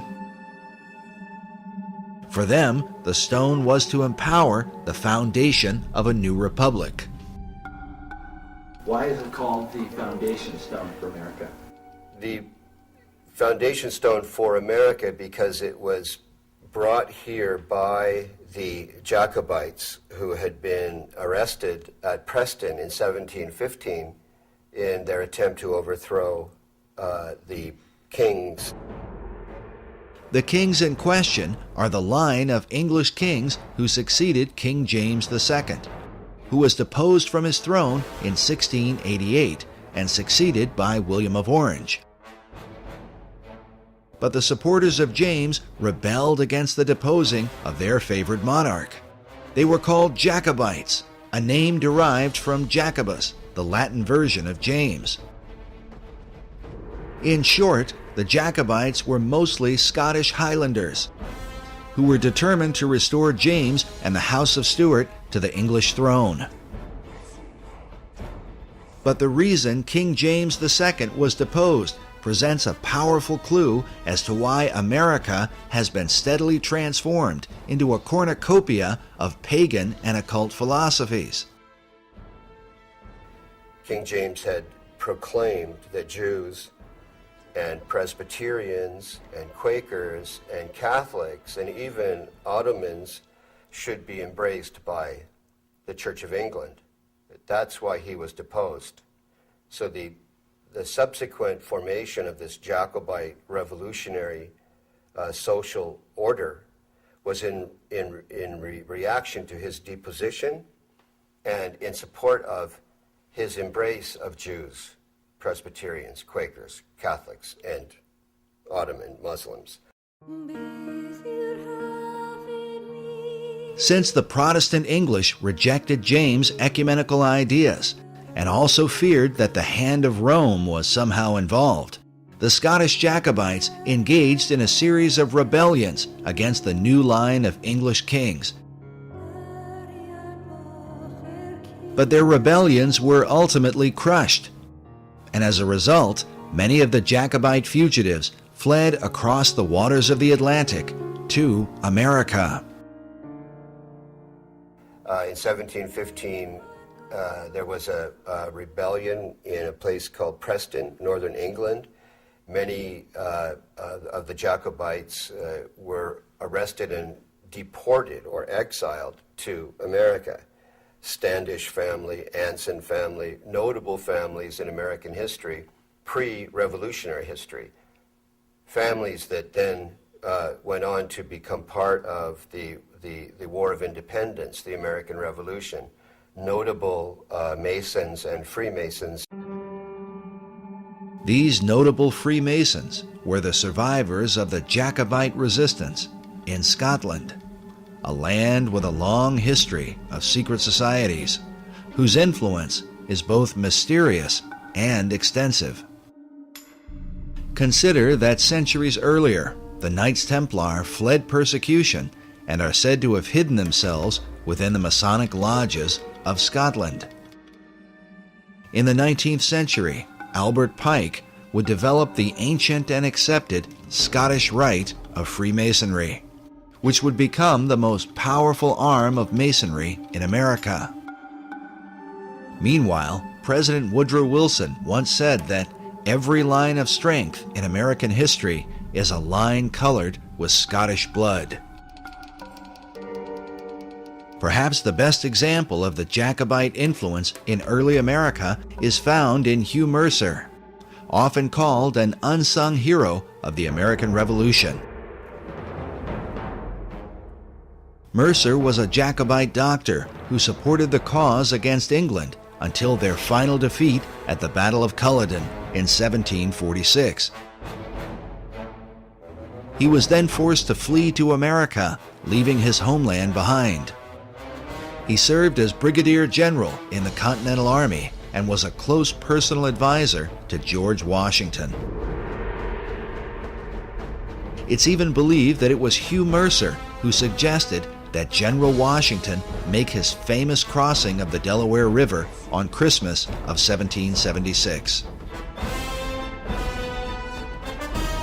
Incredibly, one of Hugh Mercer's children would marry into the Patton family and ultimately produce World War II hero General George S. Patton, whose blood and guts reputation was certainly in keeping with the Jacobite tradition.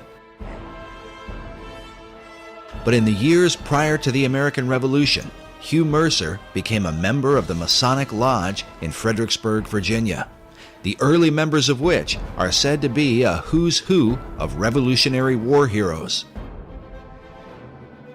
Mercer's fellow members included George Washington and James Monroe. At least 8 Masons from this lodge served as generals during the American Revolution, while 2 of them would go on to become American presidents. The Fredericksburg Lodge still exists today, and on its website states that it was chartered by the Grand Lodge of Scotland, July 21st, 1758. A history of the lodge says the following. The lodge was formed by men who had been made Masons earlier and elsewhere, Scotland most likely. There was in Fredericksburg in the 1750s a notable Scottish mercantile presence. Many of those early lodge members bore Scottish surnames, and it was to Scotland, not England, that the lodge later turned for a proper charter. Is it possible that the influence of the Scottish Jacobite rebels worked as an undercurrent that helped to inspire the American Revolution? These families, they come under the general umbrella term Jacobite, were the real core population that led to ultimately to the War of Independence. Consider that the 3 Jacobite uprisings are referred to as rebellions. During the Revolutionary era, the motto, "Rebellion to tyrants is obedience to God," was adopted, a motto that Benjamin Franklin wanted to include on the design of the Great Seal.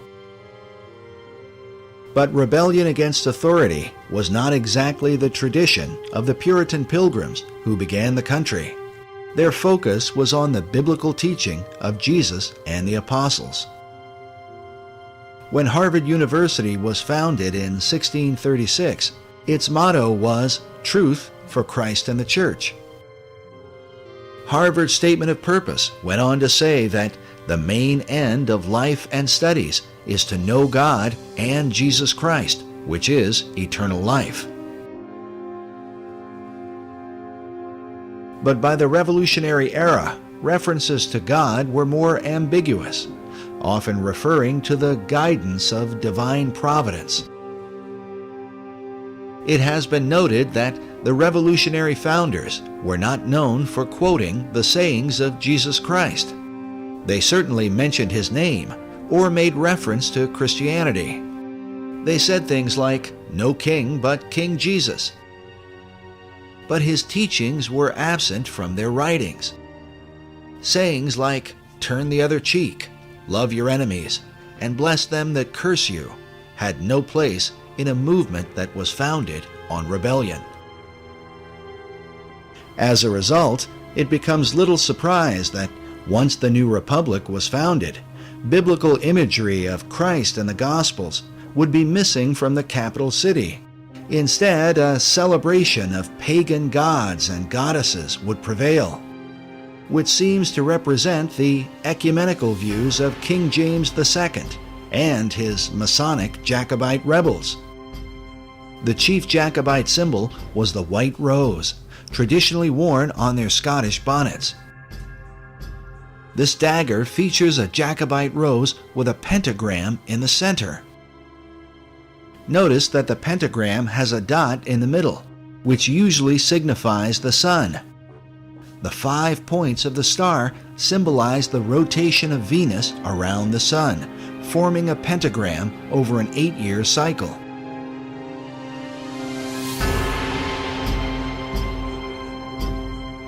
This symbol was well known to the secret societies of Europe and is found carved throughout Washington, D.C.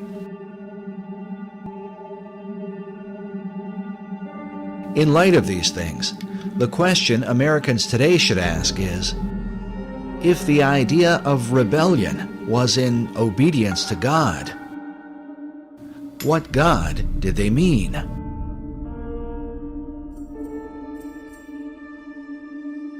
Which brings us back to the Stone of Destiny, a mysterious artifact whose original owner has for centuries been acknowledged as the greatest rebel of all time.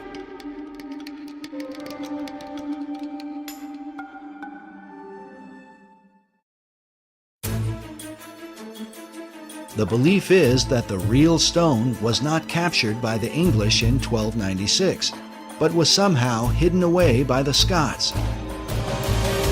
Buff Perry believes that centuries later, the Jacobites brought the stone with them to America. To bring it over here was to, first of all, find refuge or sanctuary for it, but also to indicate this is where the Jacobite Revolution might really be successful. 1715, the first rebellion, 1745, the second, and then we have the 1770s with the Declaration of Independence. We have the Boston Tea Party, then we have the sort of prolonged war of independence, all brought about by these same people. So foundation stone, meaning this stone now is going to be placed here where the order will have its ultimate political fruition and success. Well, this is Helena Roerich, a painting of her, I believe by Nicholas, and she's bearing the white rose, which came to mean what you swear an oath of secrecy in relation to. And the Jacobites would swear sub rosa with a single white rose. Her left hand, hand and elbow, are right alongside of the casket.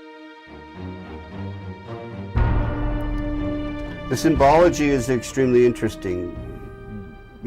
Just the bearing of the white rose alone is, to me, highly suggestive of what she felt to be a secret mission that was associated with this stone that they received. It seems clear that their secret mission had to do with creating a one-world order through the League of Nations and by supporting the New Deal, which both FDR and Henry Wallace believed was the new order of the ages.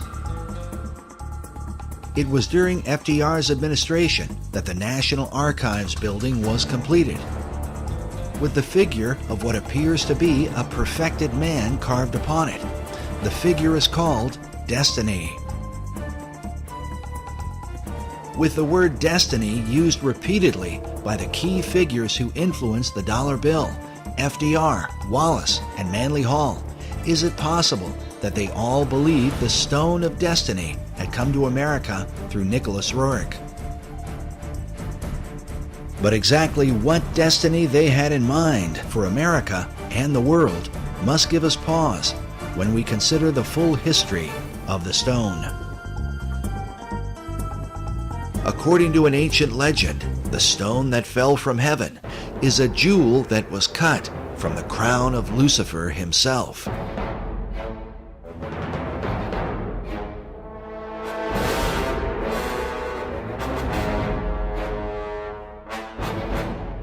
Commenting on this, Manly P. Hall writes that the lapis exilis, crown jewel of the archangel Lucifer, fell from heaven. Michael, archangel of the sun, at the head of the angelic hosts, swooped down upon Lucifer. During the conflict, Michael with his sword struck the flashing lapis exilis from the coronet of his adversary, and the green stone fell into the dark and immeasurable abyss. Hall goes on to say that out of Lucifer's radiant gem was fashioned the Sangreal, or Holy Grail, from which Christ is said to have drunk at the Last Supper. This idea seems to be captured in this depiction of the Grail by Dante Gabriel Rossetti. Rossetti was a 19th century esoteric painter who is said to have influenced modern Rosicrucianism. He may well have been familiar with the ancient legend, since his Grail cup appears to be a dark emerald green, mounted in a golden frame. But according to the various legends that are told, this stone of Lucifer was divided into different parts. One part became the Grail chalice, while King Solomon is said to have fashioned another part into a ring. Yet another part became the stone of the Kaaba. While this stone is black, Manly Hall suggests that Islam venerates the color green because of its association with the Grail stone. Others believe the Grail stone is the same as the Emerald Tablet. A depiction of this tablet can be found in the floor mosaic of the Cathedral of Siena, next to an image of Hermes Trismegistus, or Hermes Thrice Great. As such, it is known as the Emerald Tablet of Hermes. Written upon it is the Hermetic maxim, "That which is below is like that which is above." The tablet is also called the Philosopher's Stone and is well known in the ancient world. Sir Isaac Newton even did his own transcription of the Emerald Tablet. In the modern world, Carl Jung is said to have had dreams of the Emerald Tablet. Manly Hall obviously knew about it and even published his own illustration. Hall writes that the oldest and most revered of all the alchemical formulae is the sacred Emerald Tablet of Hermes. In her book on the Merovingian mythos, occult author Tracy Twyman writes that the story of the Emerald Tablet of Hermes appears to be yet another incarnation of the Grail as stone. She goes on to say, the legend connected to these items and the stone they came from relate that the stone bounced off Cain's head as it fell to earth, leaving a scar on his forehead in the shape of a red serpent, the mark of Cain. This is what the Grail as stone represents.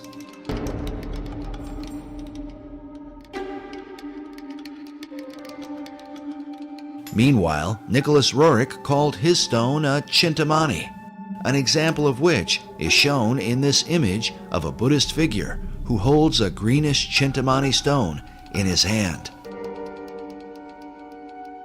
While the legends of these stones vary and researchers often disagree, it is curious that both Roerich and Manly Hall use the same variant spelling of Eschenbach's term for the Grail stone. Eschenbach wrote lapsit exilis rather than lapis exilis. In each of their writings, both Roerich and Hall used the term lapis exilis. This might be written off as mere coincidence, if not for the fact that Hall was meeting with Roerich in the upper penthouse of the master building. This suggests that they had the same understanding of the stone. Furthermore, both men were involved, along with Henry Wallace, in the theosophical teachings of Madame H.P. Blavatsky, who openly asserted the ancient Gnostic belief that the true God is Lucifer. As such, for Roerich to have a piece of Lucifer's gemstone would have had great significance. Dr. Obadiah Harris explained to us the importance of Madame Blavatsky to Manly Hall and to his writings about the founding and destiny of America. There's another important lady over here that Mr. Hall wanted to honor, and that is Helen Blavatsky, a Russian woman. By the way, her little house in Russia, and I understand now, is a National Museum. But in the early days, he wanted to pay tribute to her contribution, and she was the co-founder of the Theosophical Society, whose headquarters now is in India. She wrote Isis Unveiled, The Secret Doctrine, and it is said, I don't know if this is true, but she died in 1891. Manly Hall was born in 1901, but it is said that he had read The Secret Doctrine by the time he was 12 years old and understood it. So there's a feeling that Manly Hall had a bond with this woman, a kind of spiritual bond, and that when he wrote Secret Teachings of America, he was really writing the next book for her secret teaching, secret doctrine, that he was taking it farther, and he did. So he felt that in her was a kind of something of the isthmus of the spirit that gave birth to the Philosophical Research Society. If what Dr. Harris says is true, then Hall founded his entire society on the Luciferian doctrines of Madame H.P. Blavatsky. Well, Manly Hall, of course, really was one of the leaders of this whole world esoteric movement for probably 70 years or more. And he wrote extensively about the ancient mysteries, and he eventually joined the Masons and, of course, moved up very rapidly to 33rd degree Mason, and then to the upper levels of Masonry, which are truly into the Luciferian, which most Masons have no idea even exists. In his writings, Hall said that when the Mason learns the mystery of his craft, the seething energies of Lucifer are in his hands. This quote comes from the book The Lost Keys of Freemasonry, that was first published in 1923, the same year the casket had been delivered to the Roerichs in Paris. The Luciferian Freemasonry, described by Hall, could very well have been known by such Masons as Henry Wallace and FDR, especially if FDR was so familiar with Hall that he sent emissaries to Hall's library. Also consider that FDR's successor, Harry Truman, a fellow Mason, had Hall's books on his shelves. And certainly, Manly Hall's view of Lapis Exilis as the gemstone of Lucifer would not likely have escaped the attention of Nicholas Roerich.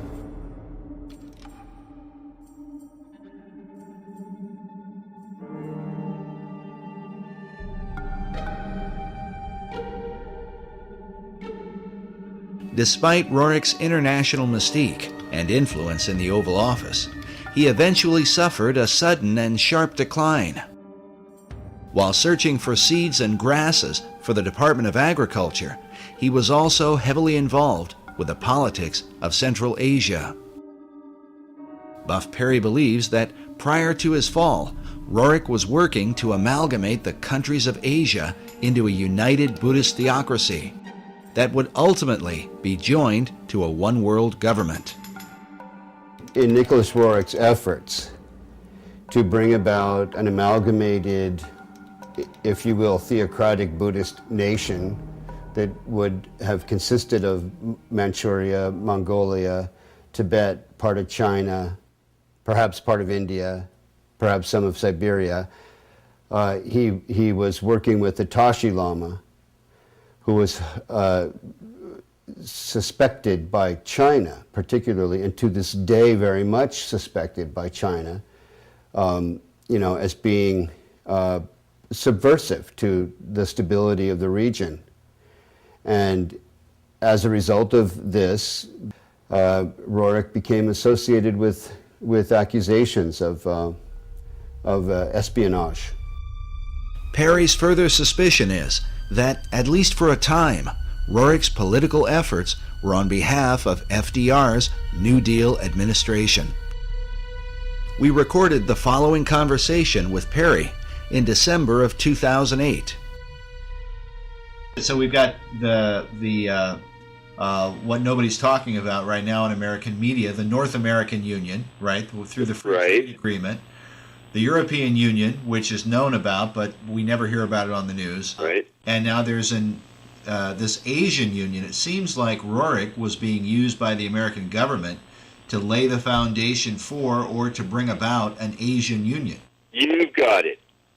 That I accept wholeheartedly, and I think it when you read it, the details, factual details, it's inescapable that America saw in Roerich the capability of creating this great Asian Union.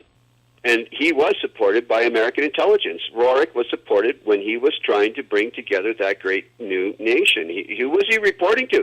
He was reporting to the American consulates in China. The official story seems to be that once Roerich was accused of being a spy, he fell out of favor with his two greatest supporters, Henry Wallace and Louis Horch.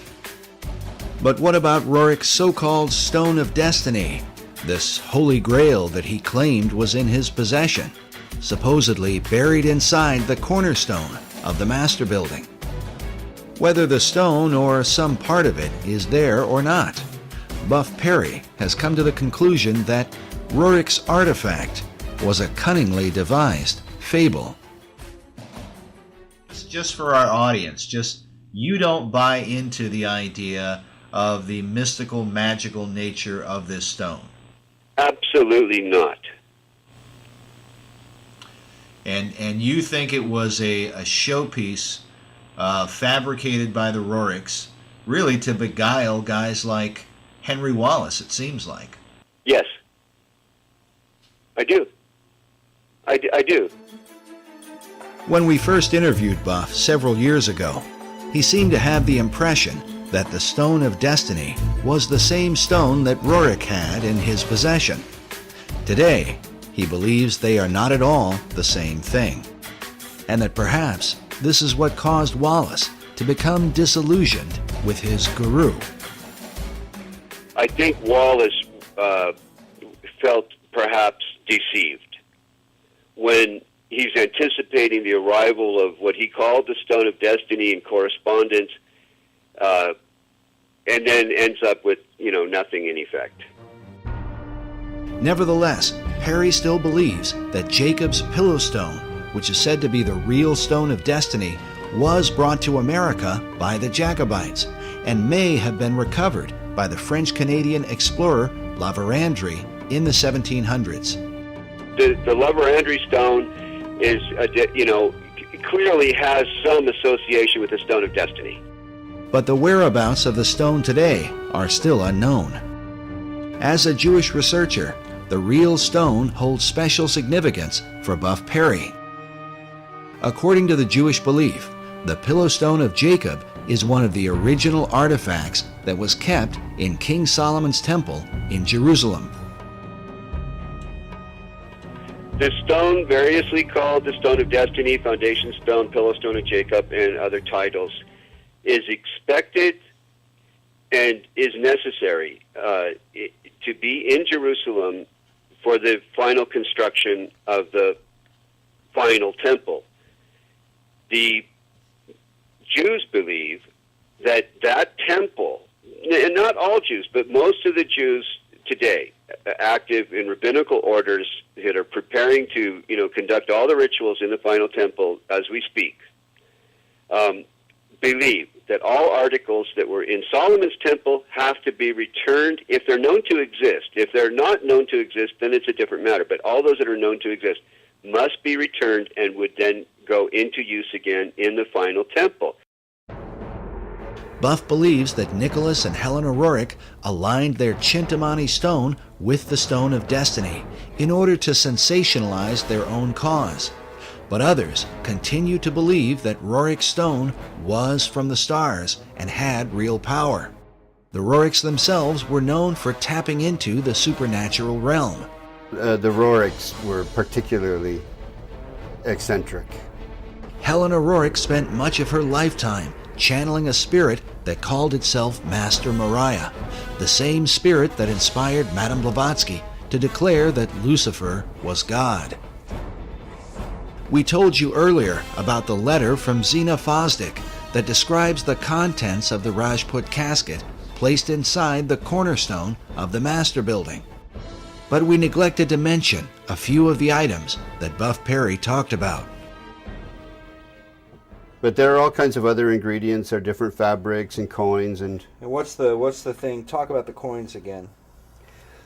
Well, these are in some cases coins that materialized out of what would be considered occultation, out of the other world, in different meetings and sessions that were held by the Roerichs.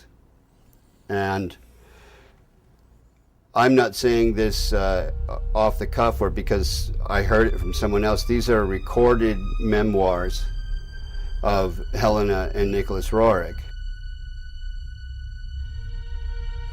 And of course, many of the people who are into the New Age are into astral projection and in contact with these spirit beings. And there really are spirit beings out there. They refer to them as the Masters of Wisdom, or the Great White Brotherhood, or the Enlightened Ones. And they believe that they are guiding society. These are actually demonic forces and demonic beings. And of course, they can materialize and disappear. The average individual says, oh, that can't be true. And yet it is true. And when you talk to the people who are dealing with this, they come in contact with this many times. They have accessed this other dimension, which is truly a demonic dimension. And of course, tragically, it's becoming increasingly apparent here in America as we turn our back on God, and we're not really a secular society. We've gone from being a Christian society to a secular society, and now a society dominated by the occult forces, of which are intent upon ruling the world. If it's true that the Roerichs were in contact with the spirit realm, is it then possible that these same powers could have somehow influenced the design of the dollar bill?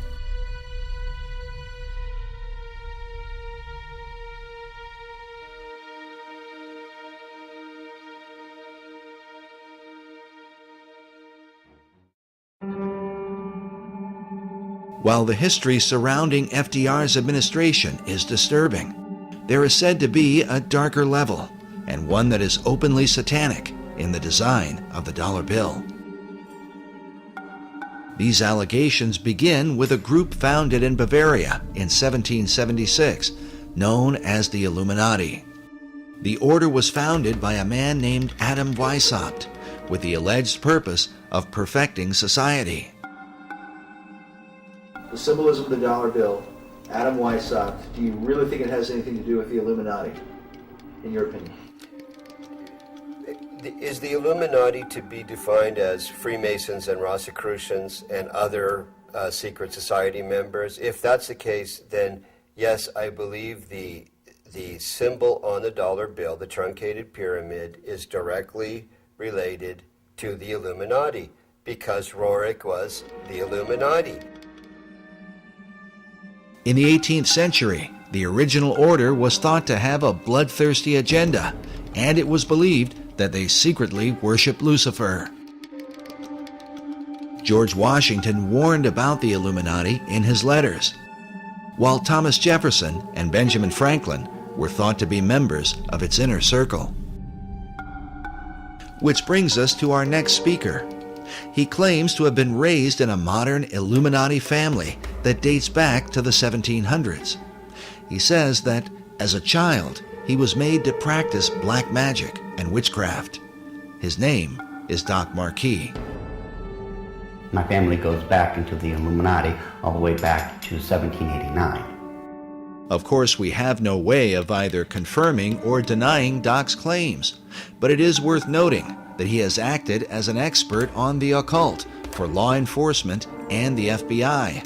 According to his publisher, in the past he has appeared on and consulted for Geraldo Rivera and Oprah Winfrey, and for shows like Hard Copy, Inside Edition, and Unsolved Mysteries. Doc has been a Christian since 1979, but he says that part of his upbringing in a family that worshiped Lucifer was to be taught about the secret Illuminati symbols of the dollar bill, and that understanding them begins with the Rothschild dynasty. Meyer Amschel Rothschild had made a very interesting and profound statement. He said, "Allow me to control and issue the money of a nation, and I care not who writes its laws." And he was right. Meyer Amschel Rothschild is called the founding father of international finance. In 2005, Forbes magazine ranked him 7th on their list of the 20 most influential businessmen of all time. All this happened back in 1776, and this was during May 1st and shortly thereafter.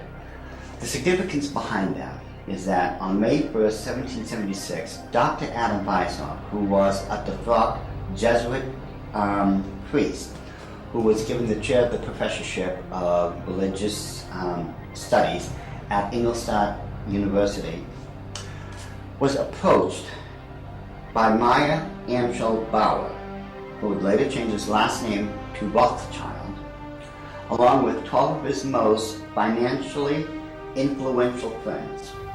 They knew Weishaupt at that particular time was not only a genius when it came to the occult world, but Weishaupt also had an axe to grind, because it was the Catholic Church that just recently defrocked him. He was no longer a Jesuit priest, and he was going to send a message to them, to the monarchies of Europe, and to all other people who would try to have their will over his. What Rothschild and Weishaupt came up with was a plan to destroy the old world system of government through monarchies and the church, and to set up a new world order in its place. This is said to be the great plan of all the secret societies. So what happened? Meyer Amschel Bauer approached Weishaupt and basically told him, "We know you've got the occult knowledge and genius to put it all together. We've got the money. You do it, we'll back it." Just to paraphrase what really happened. So in 1773, Weishaupt started creating what had never been created before. The idea of Illuminism had always been around, ever since the days of Babylon, with the co-founders of being that Nimrod and Semiramis. But no one had ever been able to actualize it.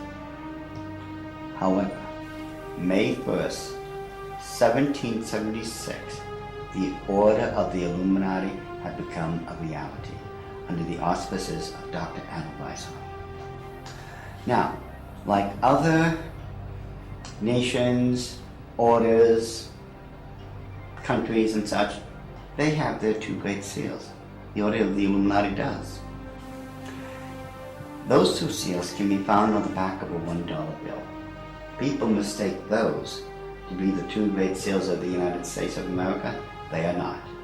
Those are the two seals of the Order of the Illuminati. And I'm going to explain it to you. In order to understand the seal itself, we have to first take a look at every single thing that composites it.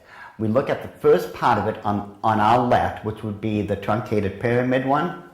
Above it is a 13-letter Latin expression that says Annuit Corruptus, and directly underneath the base of the pyramid is a 3-word Latin expression, which is Novus Ordo Seclorum. If you were to look up the word, let's say, work, in the English dictionary, you're going to find at least 50 different meanings for it.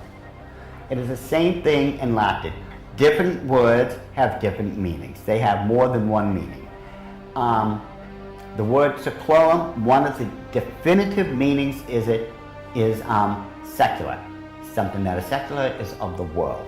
So it is proper, very proper, to translate the bottom as New World Order, the Novus Ordo Seclorum. The whole of it is saying, announcing the birth of a new world order. This would be Dr. Adam Weishaupt himself, the very first head of the Order of the Illuminati. It was Weishaupt who had himself come up with a 7-part plan to create what he called the Novus Ordo Seclorum, or the New World Order. This is the person responsible for it. The interesting thing about the front of the dollar bill is that there are 4 huge ones. There is one in every single corner. Now, if we look at every single one of them, they each have an oval around it, except for the top right-hand one. Now, if we look at this blow-up version of it, you will find there's no oval. This is a shield that is surrounding the one. Now, the reason there was a shield here is because this is very similar to the original shield that was given to the Rothschild family when Baron Meyer Amschel Rothschild had become knighted in England and received the lordship.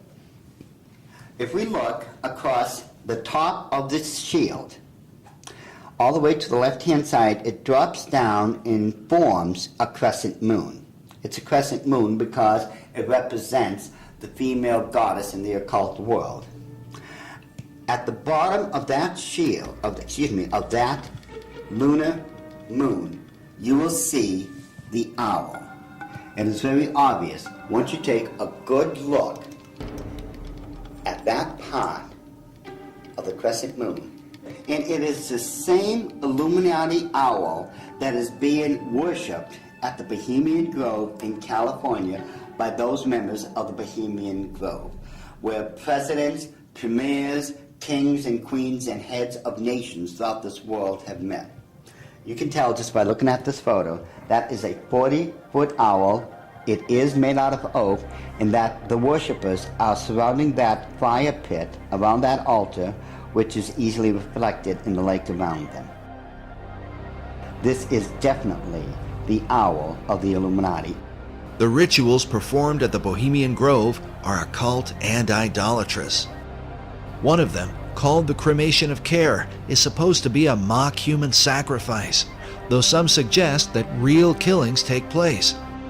When President Nixon was there, he commented about the extreme homosexual environment at this all-male boys' club. Among other powerful American leaders who have been spotted at the Grove are Ronald Reagan, Dwight Eisenhower, Jimmy Carter, Newt Gingrich, and George Bush Jr. and Sr. Now, when we take a look at the O, it is actually, occultically speaking, the shape of the Ouroboros, the snake that's going around in a circle, devouring itself. This O is actually the eye in this lady's face that they want to look at. This is the O. Now, what's in the center of this O? You take a good look. It is the exact same owl of the Illuminati that we saw on the back of the $1 bill. So the question then becomes, who owns L'Oreal? But the owl seems to be a major symbol for the secret societies, as they are found repeatedly inside government buildings in Washington, D.C. And a giant owl figure is even seen in the street design, with the United States Capitol in the midst of it.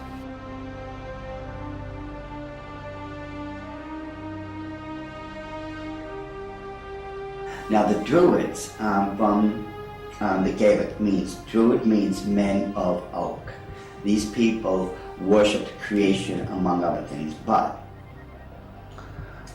their sacred symbol was the owl because the ancient god of magic and of the hunt was Pallas Athena.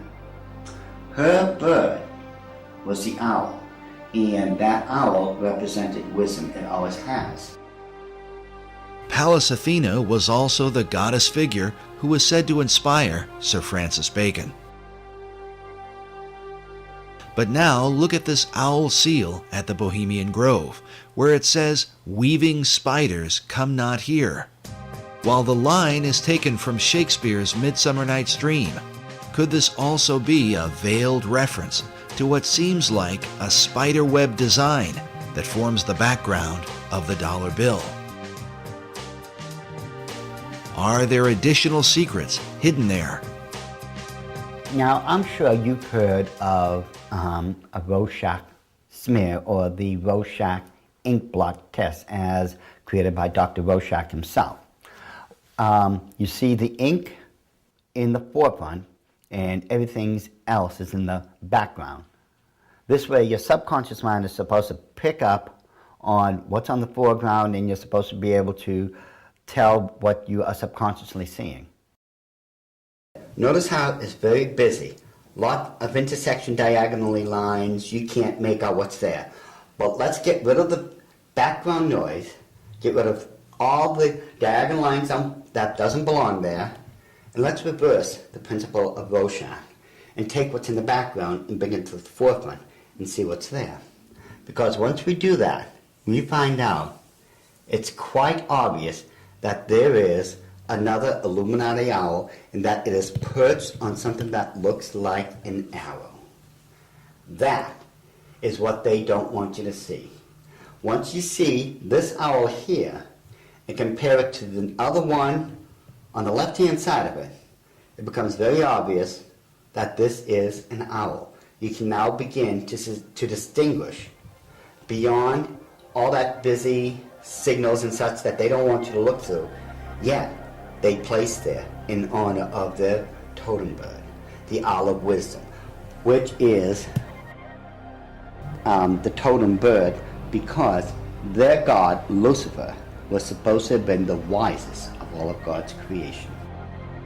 Wisdom of Lucifer, wisdom into the bird, wisdom into the word Illuminati. Therefore, the chain of wisdom is followed all the way through. All right, now, did they teach you this in the Illuminati? Yes.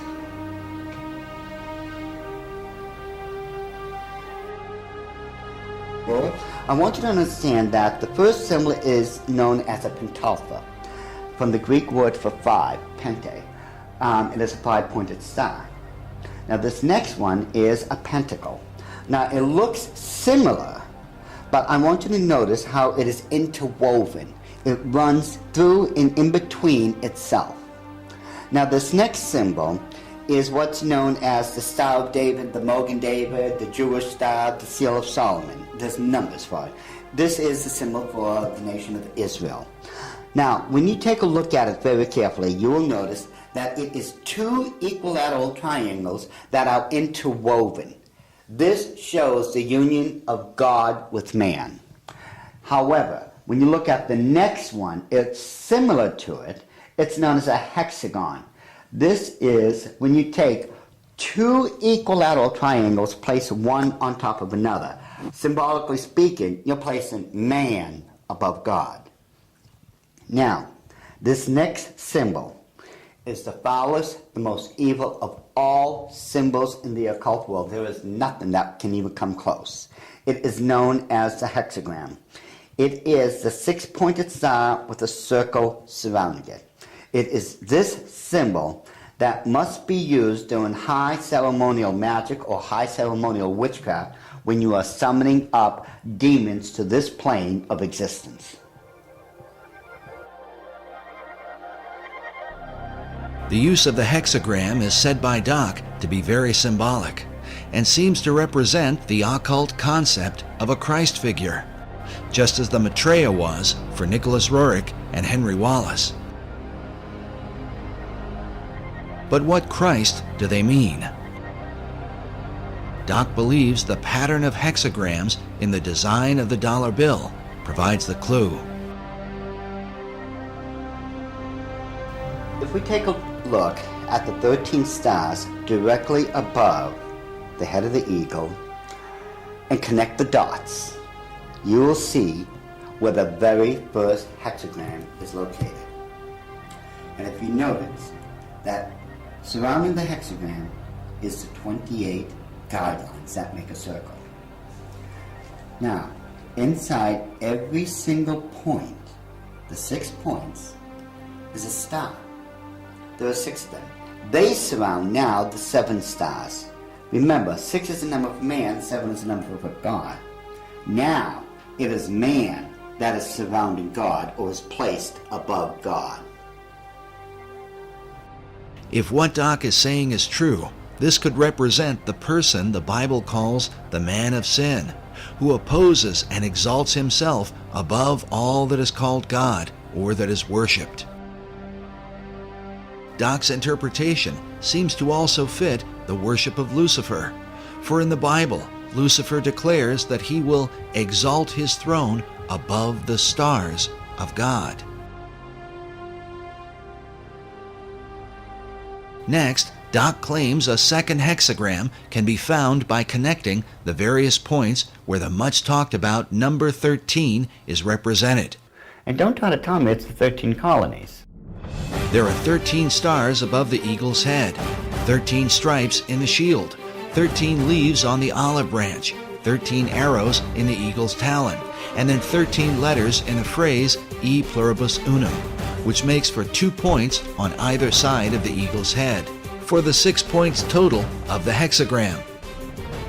If we take a close look at the same seal and connect all the 13s together, just like we did when we were kids, when we were playing that game, connect the dots, once we connect all the 13s, it becomes very apparent where the second hexagram can be found. In this one, which is very obvious, already comes with a circle around it.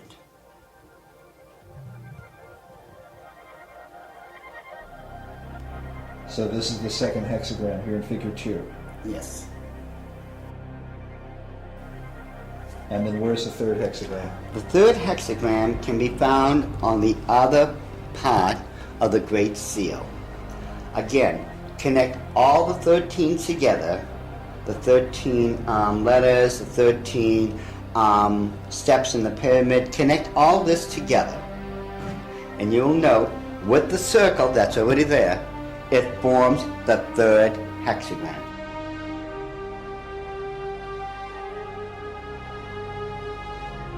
In other words, a 6, a 6, and a 6. A 6, 6, 6. Doc has deciphered a code that, if there, would glorify Lucifer's Messiah, whom the Bible calls the beast or Antichrist. In the book of Revelation, it reads, "Here is wisdom.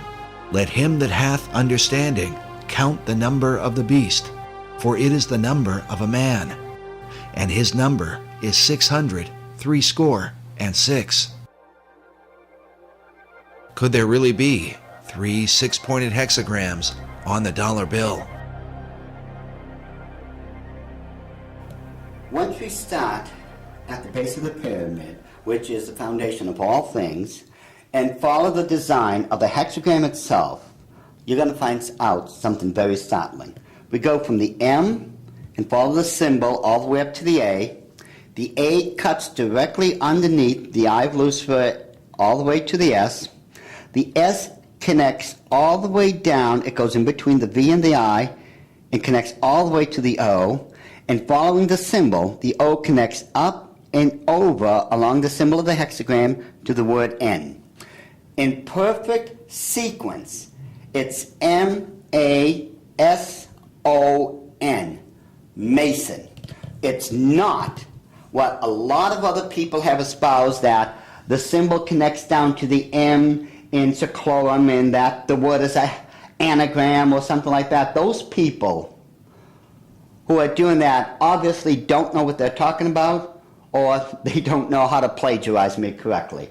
Because the order of the Illuminati have stated, and always will state, this is perfectly spelled out to be M-A-S-O-N, Mason. This points conclusively that the Masons have been involved in the order of the Illuminati. This was back during the Council of Wilhelmsbad, which would have been July 16, 1782.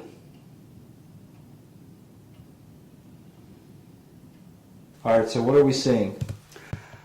Now, if we look at the bottom one of the reverse side of the dollar bill, you'll see on the right-hand side that, again, there's a lot of busy intersecting diagonal lines. Yet, if we apply the same principle we just used to reveal the hidden owls of the Illuminati and apply it, we will find that there is now a skull-faced winged demon. And it is very obvious once you take away the background, the busy noise, it becomes very apparent what it is and that it's been there all along. And if we just simply go and enlarge that section, just start with a small one, and just keep enlarging it, and enlarge it even more, even with the background noise there, as I call it, I think it becomes very apparent what we are now looking at. That it is still a skull-faced winged demon. And it is these demons that are protecting and blessing the two great seals of the Order of the Illuminati. And it would make perfect sense that it had to be demons used to protect these seals, since I am convinced it was those same demons that handed them over to Thomas Jefferson when they first created them. I am convinced, beyond all doubt, that that indeed was a demon sent up from the bowels of hell, probably under the direct orders of Lucifer himself.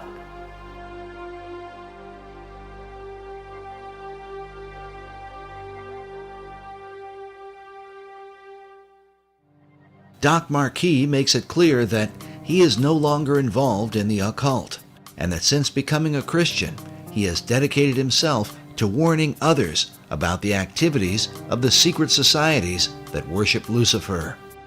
I've been doing this now since the late 70s, when I first left the Order of the Illuminati, and that's when at that point I had become a born-again Christian. At that time, I realized what I had been doing all along. Maybe in my own way of trying to make up for what I had done, and I've done a lot of heinous things in this life, I begin to wonder if I'm not trying to make up or atone for some of those things I had done. And I know in my heart of hearts that as a born-again child of the King, my sins have already been bought and paid for. But still, there's just that part of me that still feels so guilty about everything I've done. So it could be in my own way, and I'm somewhat convinced that in my own way, I'm still trying to make up for all those crimes I was guilty of when I was in the Illuminati. Doc makes it clear that he believes demonic forces were behind the design of the dollar bill and are working through secret societies. One of them is the Order of the Eastern Star, the female chapter of Freemasonry, whose icon is an inverted pentagram, a symbol associated with the satanic goat of Mendes. Ed Decker told us a story about a woman he once counseled who was involved in this society.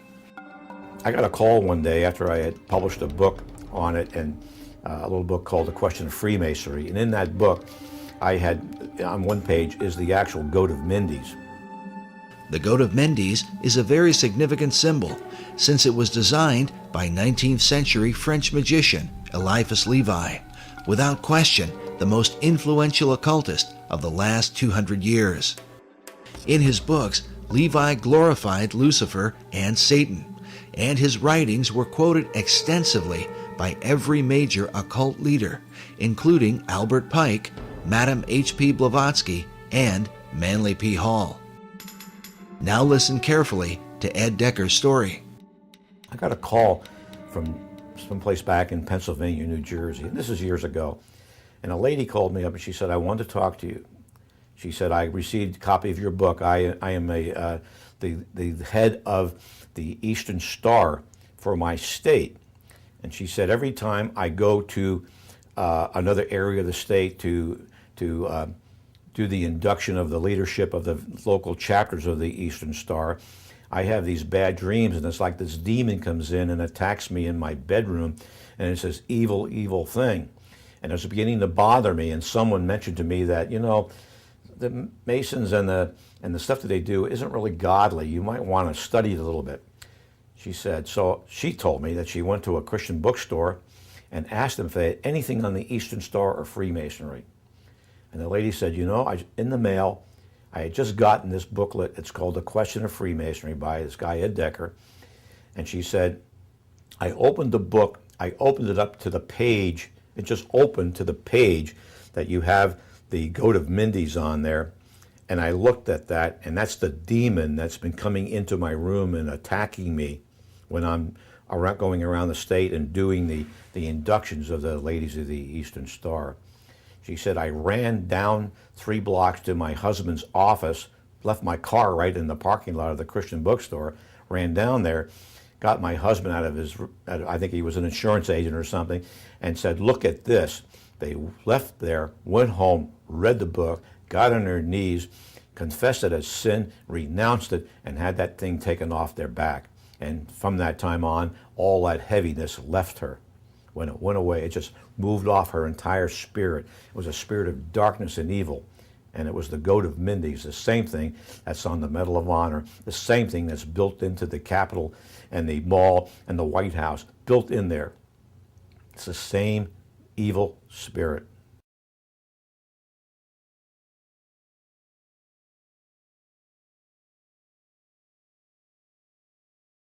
This whole idea of the Messiah and its relation, and the Messiah's relationship to the stone, and who that Messiah would be, and what would happen when the stone is returned to Jerusalem, and when the temple is built, it would be a replica of the original Solomon temple, not the Ezekiel, account. Which is what most Jews believe, the Ezekiel account. No Jews believe that the Solomon's temple is going to be rebuilt in that architectural style. But the Masons believe, if I understand them right, that when that stone finds its way to Jerusalem, it's one of the last items necessary, and that there are certain rabbinical orders that I've met today that are anticipating its return. Once it returns, then they proceed with a blueprint to take the Temple Mount and put up what they consider to be the final temple that Ezekiel described. But the stone it's all pivotal upon the return of this stone, because Solomon brought that stone in the traditions and legends in Judaism into his original temple, and upon it the incense was burned in the fire pan. According to Masonic author David Ovesen, the word dollar comes from the German word Taler. While there are many Taler designs, one in particular is mentioned, with the image of Jesus Christ crucified on one side, while the reverse bears the image of a serpent on a cross and a reference to the book of Numbers from the Old Testament.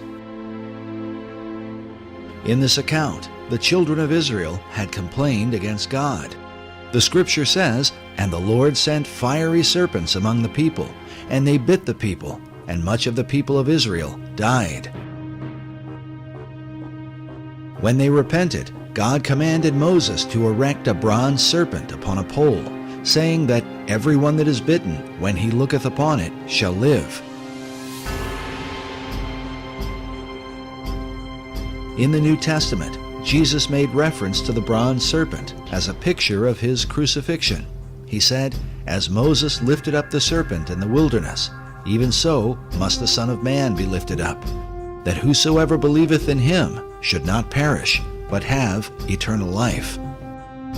Some believe that the serpent cross is the original inspiration for the American dollar sign today.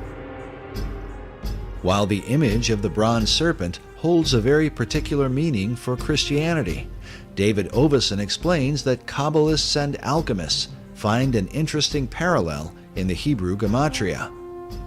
The Hebrew word for the serpent of Moses is Nakash, which means the shining one. The numerical gematria for Nakash is 358. This is also the numerical equivalent for the Hebrew word Mashiach, or Messiah. Ovesen claims that these numerical equivalents allowed magicians to draw a connection between the brazen or bronze serpent and the Messiah. But exactly what Messiah do they mean? The phrase e pluribus unum, or out of many, one, appears in the banner held in the mouth of the American eagle. The word one appears a total of 7 times on the dollar bill. Oveson writes, in magical numerology, the number 7 is regarded with a special veneration. Certain texts that deal with the meanings of numbers insist that 7 stands for the complete temple. The temple he refers to is the ancient temple of God, built by King Solomon in the city of Jerusalem. Oveson goes on to say that the concept of a complete temple is symbolized by the unfinished pyramid of the Great Seal, where the symbol of a Messiah figure is also shown with the all-seeing eye, representing the capstone that will one day complete the pyramid. In other words, when the Messiah emerges, then will the temple be complete. But just who this Messiah will be is the subject of intense debate, and the clues to his identity are said to be related to the temple itself. The site of Solomon's original temple at the Temple Mount in Jerusalem is still considered a sacred and holy place. Buildings are sacred in religions. Religious buildings are sacred. So Solomon's temple is sacred. The Knights Templar were specifically named in reference to this ancient site. They were known as the Poor Knights of Christ and of the Temple of Solomon. The Knights Templar lived on the Temple Mount. Today, the Temple Mount has on it the Dome of the Rock and Al-Aqsa Mosque. The Knights Templar had their headquarters in Al-Aqsa Mosque when they were there. So the association between this arcane direction and tradition in Europe with the Knights Templar and the temple of the Temple Mount is direct. The sacred nature of the temple was handed down from the Templars to the Freemasons, who are said to have originated from the ancient knights. Masonic philosopher Albert Pike wrote that every Masonic lodge is a temple of religion. Another Masonic philosopher, Albert Mackey, wrote that of all the objects which constitute the Masonic science of symbolism, the most important, the most cherished by the Mason, and by far the most significant, is the Temple of Jerusalem. The spiritualizing of the temple is the first, the most prominent, and the most pervading of all the symbols of Freemasonry. Take from Freemasonry its dependence on the temple, and the system itself would at once decay and die. According to David Oveson, who is himself a Freemason, the dream of a rebuilt temple in Jerusalem is the true symbolism of the unfinished pyramid on the back of the dollar bill. But is it merely a coincidence that these symbols would end up on the foundation of America's currency? Is there a further connection with Solomon's Temple and the mysterious Knights Templar? The Templars were there on the Mount. They lived on the Mount. So they were living a dream. And the dream is the same dream Christopher Columbus had and wrote about extensively in returning to Jerusalem with the gold from the Americas to build the temple. Was this the true purpose of Columbus's voyage, to finance the rebuilding of Solomon's Temple?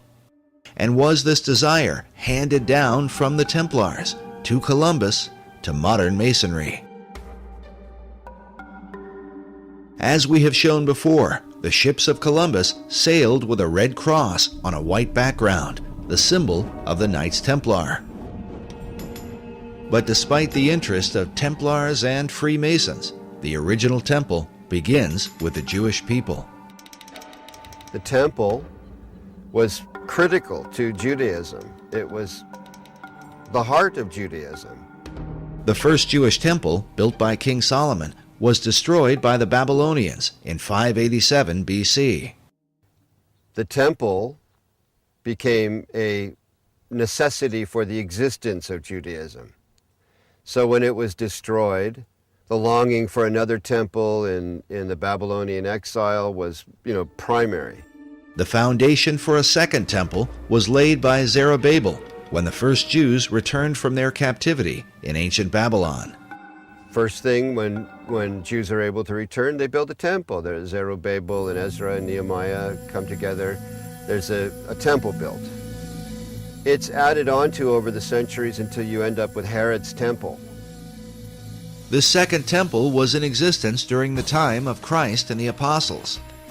But it would also be destroyed, a terrible event that Jesus himself had prophesied. The scripture says that the disciples came to show Jesus the buildings of the temple, and Jesus said unto them, See ye not all of these things? Verily I say unto you, there shall not be left here one stone upon another that shall not be thrown down. And when ye shall see Jerusalem compassed with armies, then know that its desolation is nigh. And so it came to pass that the second temple was destroyed with the fall of Jerusalem in 70 A.D. Yet in the aftermath of its terrible destruction would emerge the dream for a third temple, and what some believe will be the final temple of all time.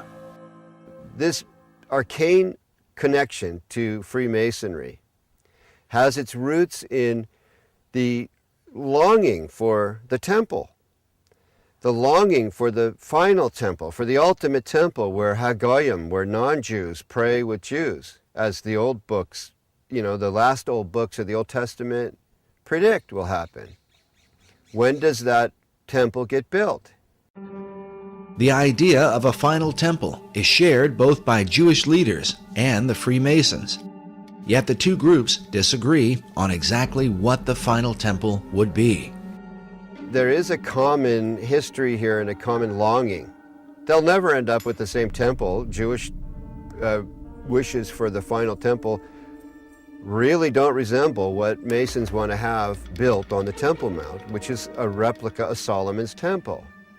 With their mysterious rituals and secret practices, the Masons are often accused of intoxicating the world, making it drunk with ideas of a new age and a new world order, all of which are engineered toward the fulfillment of the new Atlantis envisioned by Sir Francis Bacon.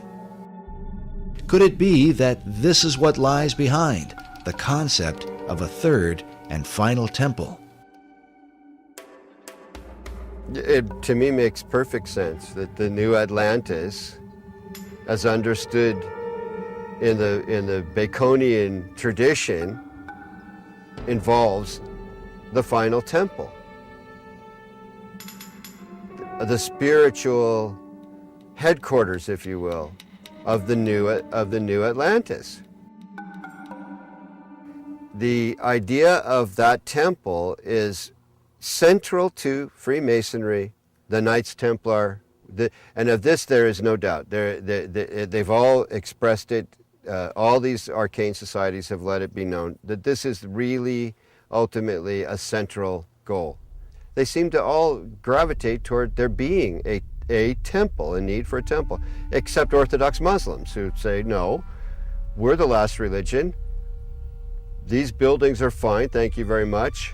Become a Muslim and you can pray in them and hang out on the Temple Mount, which is not going to happen. So that leads to a pretty ugly likelihood. If people who want a temple get their way, there's going to be a bloodbath there.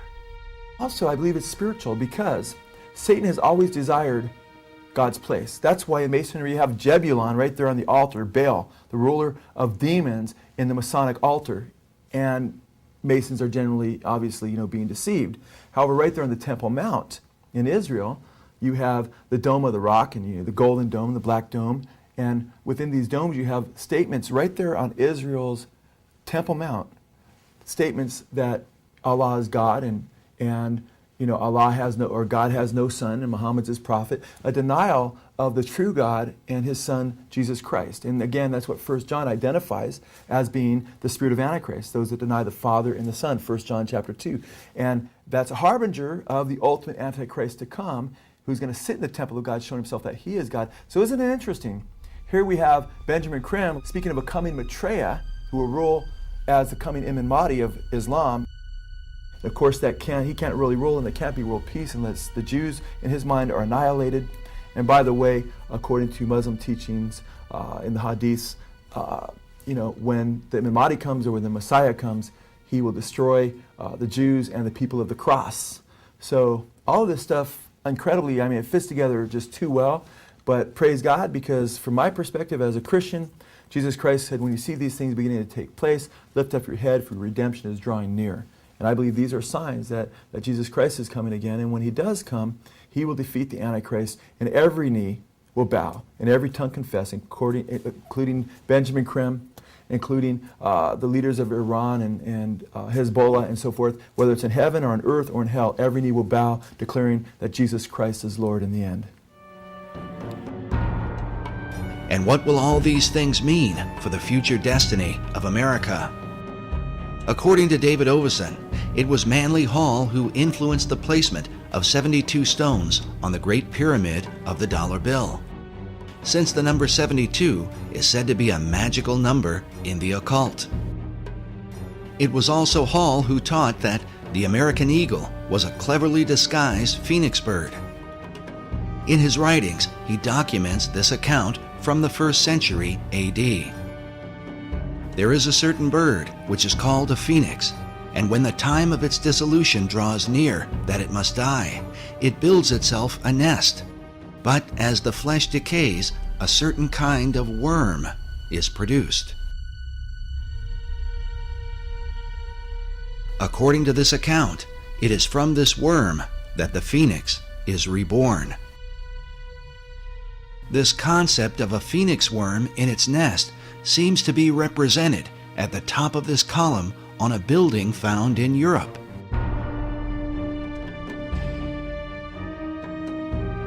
But in Washington, D.C., up at the tops of the 72 columns of the National Archives building, we find nearly identical carvings, all perched beneath the throne of destiny itself. Could this somehow be a veiled reference to the secret destiny of America? Watching the strength of the American dollar decline, we consider America's founder, George Washington. Around his image on the face of the dollar is said to be an omega symbol, signifying the end. But what end? Many researchers have come to believe that the plan of these Luciferian societies is that, like the phoenix of old, the America that we know will ultimately be destroyed, and that from her ashes will be born a new world order.